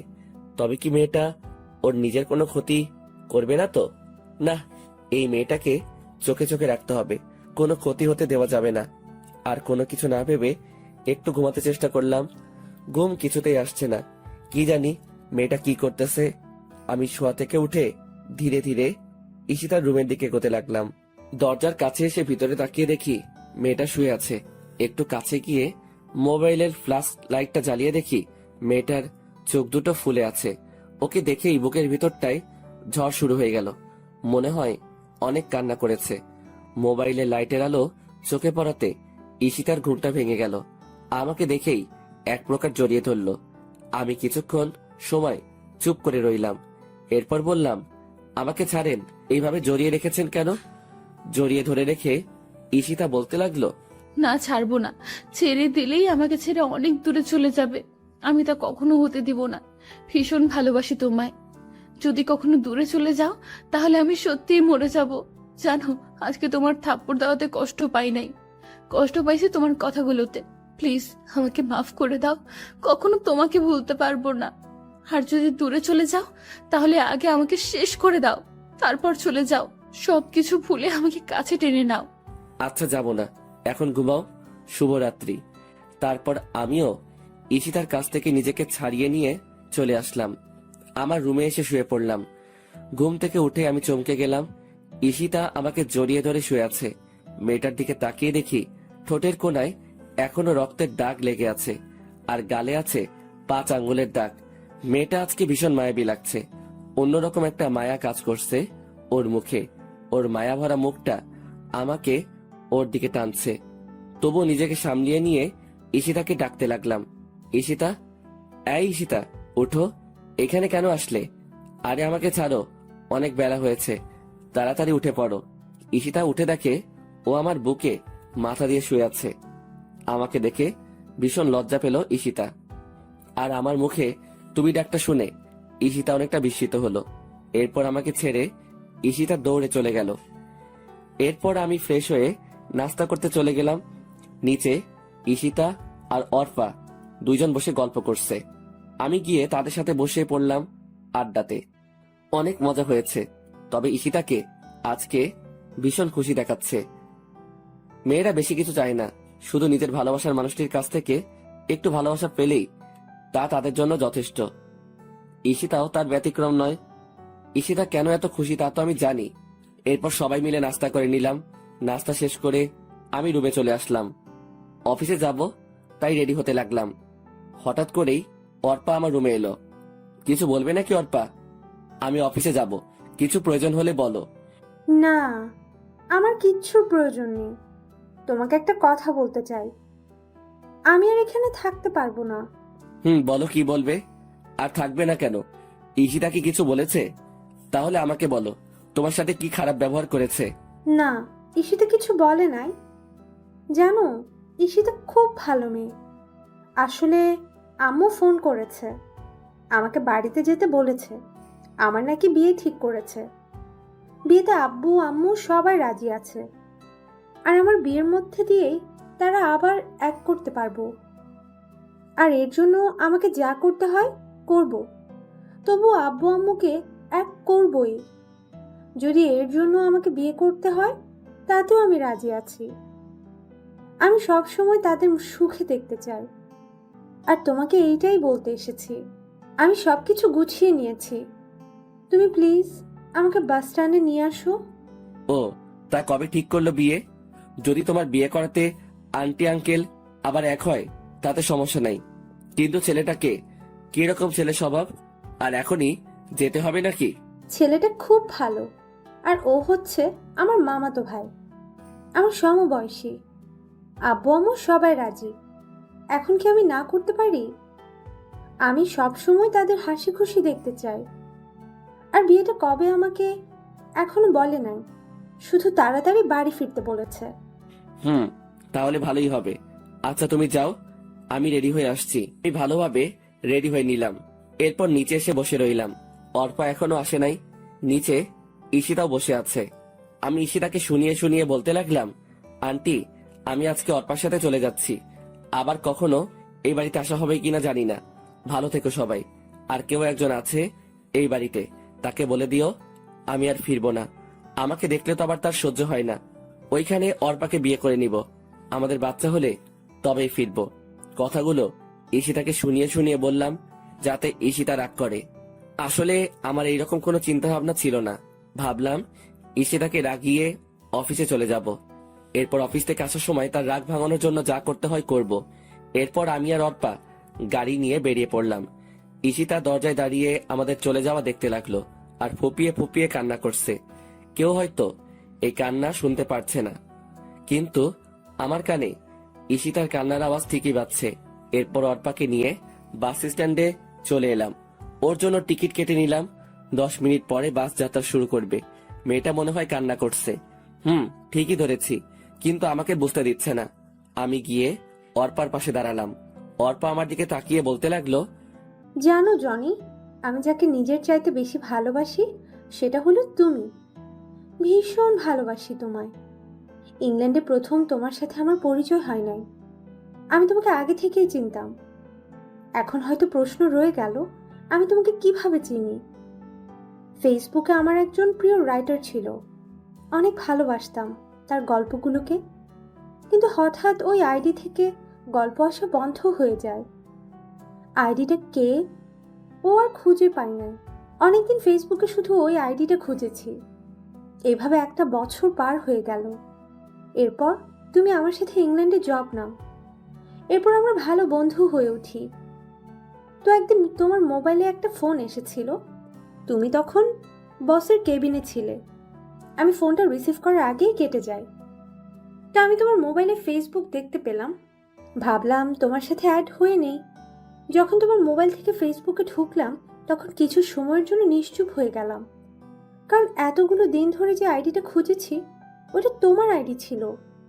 জানো, ভীষণ ভালোবাসতাম তোমায়, কিন্তু তুমি এখন অন্য কারো। সবকিছু তো আর চাইলেই পাওয়া যায় না। আচ্ছা, তোমার কাছে শেষ একটা জিনিস চাইবো, দিবে? কিছুক্ষণ চুপ থেকে বললাম, বলো কি চাই তোমার? আমার সাথে থাকলে অবশ্যই দিব। আমার জন্য না হয় নতুন করে গল্প লেখা শুরু করো। তোমার পাশে থাকতে পারবো না জানি, তবে তোমার গল্পগুলো আমার কাছে স্মৃতি হিসেবে রয়ে যাবে। প্লিজ জনি, আমার শেষ ইচ্ছেটা পূর্ণ করো। আবার লিখবো গল্প, শুধু আমার বন্ধুটার জন্যই নতুন করে সবকিছু শুরু। তোমাকে ভীষণ মিস করবো অর্পা। আর কান্না করছো কেন? আমি তো সবসময় তোমার পাশেই আছি বন্ধু হিসেবে। নিয়তি চাইলে আবার দেখা হবে আমাদের। আর আমার সাথে যোগাযোগ রাখবা কিন্তু। জামাইকে পেয়ে আমাকে আবার ভুলে যেও না। আমার কথাগুলো শুনে আবেগের বশে আমাকে জড়িয়ে ধরলো অর্পা, আর কান্নার গতি আরো বাড়িয়ে দিল। আর আশেপাশে সবাই আমাদেরকে দেখতে লাগলো। এই অর্পা কি করছো? সবাই দেখছে তো, এখন ছাড়ো আমাকে। সবাই কি ভাববে? আমি আর তুমি বিষয়টা স্বাভাবিকভাবে নিলেও অন্যরা কিন্তু স্বাভাবিকভাবে নিবে না। আর তোমার বাস চলে এসেছে। আমাকে ছেড়ে দিয়ে মেয়েটা কান্না করতে করতে বাসে উঠে গেল এবং এমন সময় তার নিয়মে চলতে শুরু করলো। তার সাথে অর্পাও আমার থেকে দূরে সরে যেতে লাগলো। চোখের নিমিষে অনেক দূরে চলে গেল একজন প্রিয় মানুষ। শুধু ভালোবাসার মানুষই প্রিয় না, কিছু কিছু বন্ধু থাকে তার থেকে বেশি প্রিয়। আমি একটা দীর্ঘশ্বাস ফেলে ওইখান থেকে অফিসে চলে আসলাম। অফিসে কিছুতেই মন বসছে না। রাকিবও ছুটিতে আছে। রাকিব থাকলে মজা করা যেত। এইদিকে ঈশিতাকে তো রাগিয়ে চলে এলাম। মেয়েটা এখন কি করছে কে জানে। কোনো মতে দিনটা অফিসে কাটিয়ে দিলাম। সন্ধ্যার সময় বাড়ি ফেরার পথে ঈশিতার জন্য একগুচ্ছ গোলাপ ফুল আর অনেকগুলো ডেইরি মিল্ক নিলাম। গোলাপ আর চকলেট ঈশিতার অনেক প্রিয়, তাই রাগ ভাঙানোর জন্য এইগুলো নিয়ে নিলাম। এরপর আমি বাসায় চলে এলাম, কিন্তু অবাক করার বিষয় পুরো বাড়ি অন্ধকার। তাই আমি ধীরে ধীরে বাড়িতে ঢুকলাম। এরপর ঘরের বাতিগুলো চালু করলাম। কি ব্যাপার, বাড়িতে কাউকে দেখতে পাচ্ছি না। কোথায় গেল সবাই? আন্টি আঙ্কেলের রুমে গিয়ে তারা নেই, তাই আমি ঈশিতার রুমে গেলাম। রুমটা অন্ধকারে ছেয়ে আছে। এই অন্ধকার যেন আমাকে কিছু একটা ইঙ্গিত দিচ্ছে। আমি ঈশিতার রুমের বাতি দিলাম, কিন্তু ঈশিতাকেও দেখতে পাচ্ছি না। আজকে হলোটা কি? সবাই কোথায় গেল? হঠাৎ আমার চোখ গেল ঈশিতার রুমের টেবিলের উপরে রাখা একটা কাগজে। কিছু একটা লেখা আছে মনে হচ্ছে। আমি কাগজটা হাতে নিয়ে পড়া শুরু করলাম। প্রিয় জনি, চিঠিটা যখন পাবে তখন হয়তো আমি চলে যাব অনেক দূরে। এখন আর কেউ তোমার ভালোবাসা পাওয়ার জন্য বসে থাকবে না, কেউ আর তোমাকে ডিস্টার্ব করবে না। একটা কথা কি জানো, কথায় আছে মানুষ দাঁত থাকতে দাঁতের মর্ম বোঝে না। ঠিক তেমনি তুমি থাকতে তোমার ভালোবাসা আমি উপলব্ধি করতে পারি নাই। জানো, যখন তুমি একা বাড়ি ছেড়ে চলে গেছো তখন তেমন কষ্ট পাই নাই। কষ্ট পাইছি যখন তুমি আমাকে শুনিয়ে শুনিয়ে অর্পার সাথে চলে যাওয়ার কথা বলছো। জানো, এই দিনটাই আমার জীবনের সবচেয়ে খারাপ দিন ছিল। তোমাকে অবহেলা করতে গিয়ে কখন যে ভালোবেসে ফেলেছি নিজের অজান্তে, তা ঠিক আমি নিজেই জানি না। এখন তুমি হয়তো ভাববে যে মেয়েটা তোমাকে এত অবহেলা আর অপমান করতো সে আবার ভালোবাসে কিভাবে। তাহলে শোনো, তুমি যখন বিদেশ যাবে তার একদিন আগে আমি একটা খবর পাই। হয়তো ভাববে কি এমন খবর। আসলে ওই দিন যে আমি পার্টিতে ড্রিঙ্ক করে মাতাল হয়ে যাওয়াতে যে ছেলেটা আমার দুর্বলতার সুযোগ নিতে চেয়েছিল তার সাথেই আমার পথে দেখা হয়। মনে আছে তোমার? আমি ঠিক ওই 4 বছর আগের কথা বলছি। তখন আমি ছেলেটার থেকে সব সত্যি জানতে পারি, আর আমার জন্যই তুমি আমার ইচ্ছেটা পূরণ করলে। আসলে আমি ঘোরের মধ্যে থাকায় কিছুই বুঝতে পারি নাই। আমি ভাবলাম তুমি আমার সাথে মিথ্যে কথা বলে আমার সবকিছু কেড়ে নিতে চেয়েছো। এরপর যখন তুমি বাড়ি ছেড়ে চলে যাও, ওই দিন তেমন কষ্ট পাই নাই, কারণ তখন তুমি কোনো মেয়ের সাথে চলে যাচ্ছ না।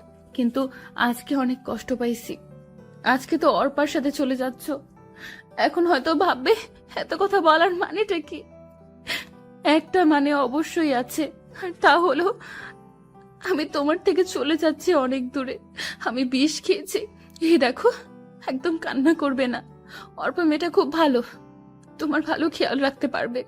আমাকে যদি ভালোবেসে থাকো তাহলে কখনো নিজেকে কষ্ট দেবে না, সব সময় হাসি খুশি থাকার চেষ্টা করবে, আব্বু আম্মুর খেয়াল রাখবে আর নিজের প্রতি যত্ন নিবে। ইতি, তোমার ঈশিতা। চিঠিটা পড়ার পর যেন একটা ঘোরের মাঝে ছিলাম। সবকিছু যেন মাথার উপর দিয়ে চলে গেল। চোখ থেকে টপ টপ পানি ঝরতে লাগলো। চোখের পানিগুলো চিঠিতে পড়াতে চিঠিটা ভিজে ছিঁড়ে গেল। আমি বসে পড়লাম খাটে। সবকিছু এখনো জল্পনা, সবকিছু এখনো কল্পনা মনে হচ্ছে। মনে হয় আমি স্বপ্ন দেখছি। কেন এমন করলে ঈশিতা?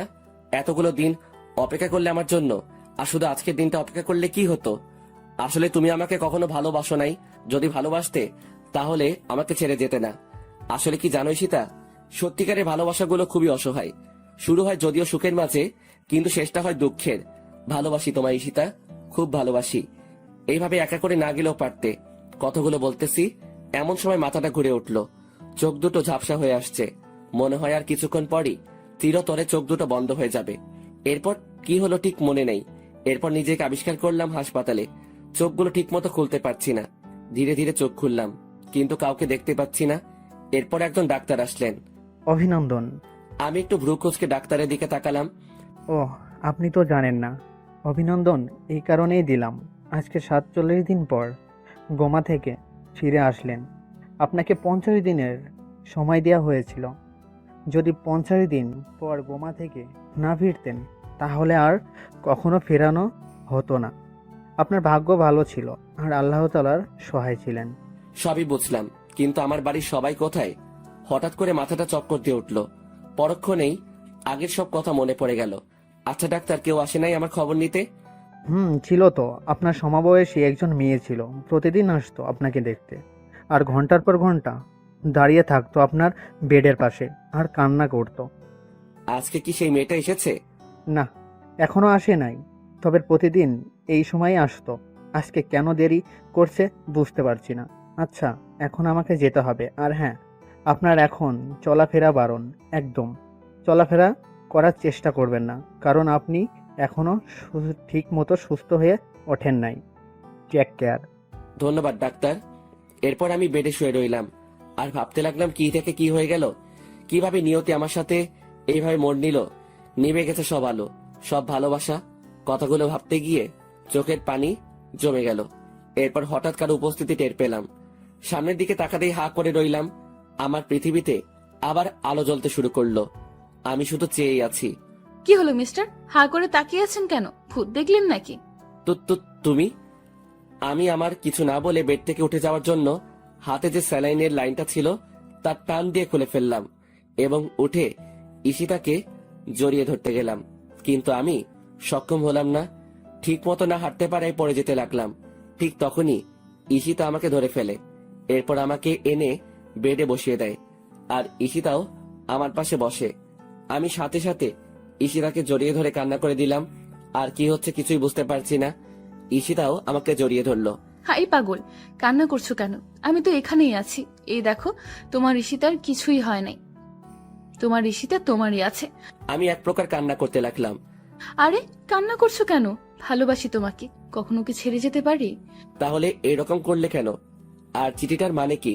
প্লিজ আমাকে সবকিছু খুলে বলো। আসলে চিঠিটা মিথ্যা ছিল।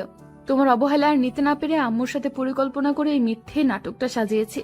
আসলে এত কিছু হবে জানা ছিল না। এইরকম না করলেও পারতে। যাও, ভালোবাসি না তোমাকে। আমার সাথে কথা বলার চেষ্টা করবে না। ওরে আমার বাবুটা বুঝি রাগ করেছে। সরি, আর কখনো এরকম করব না। আসো, তোমাকে আদর করে দিই। দাও।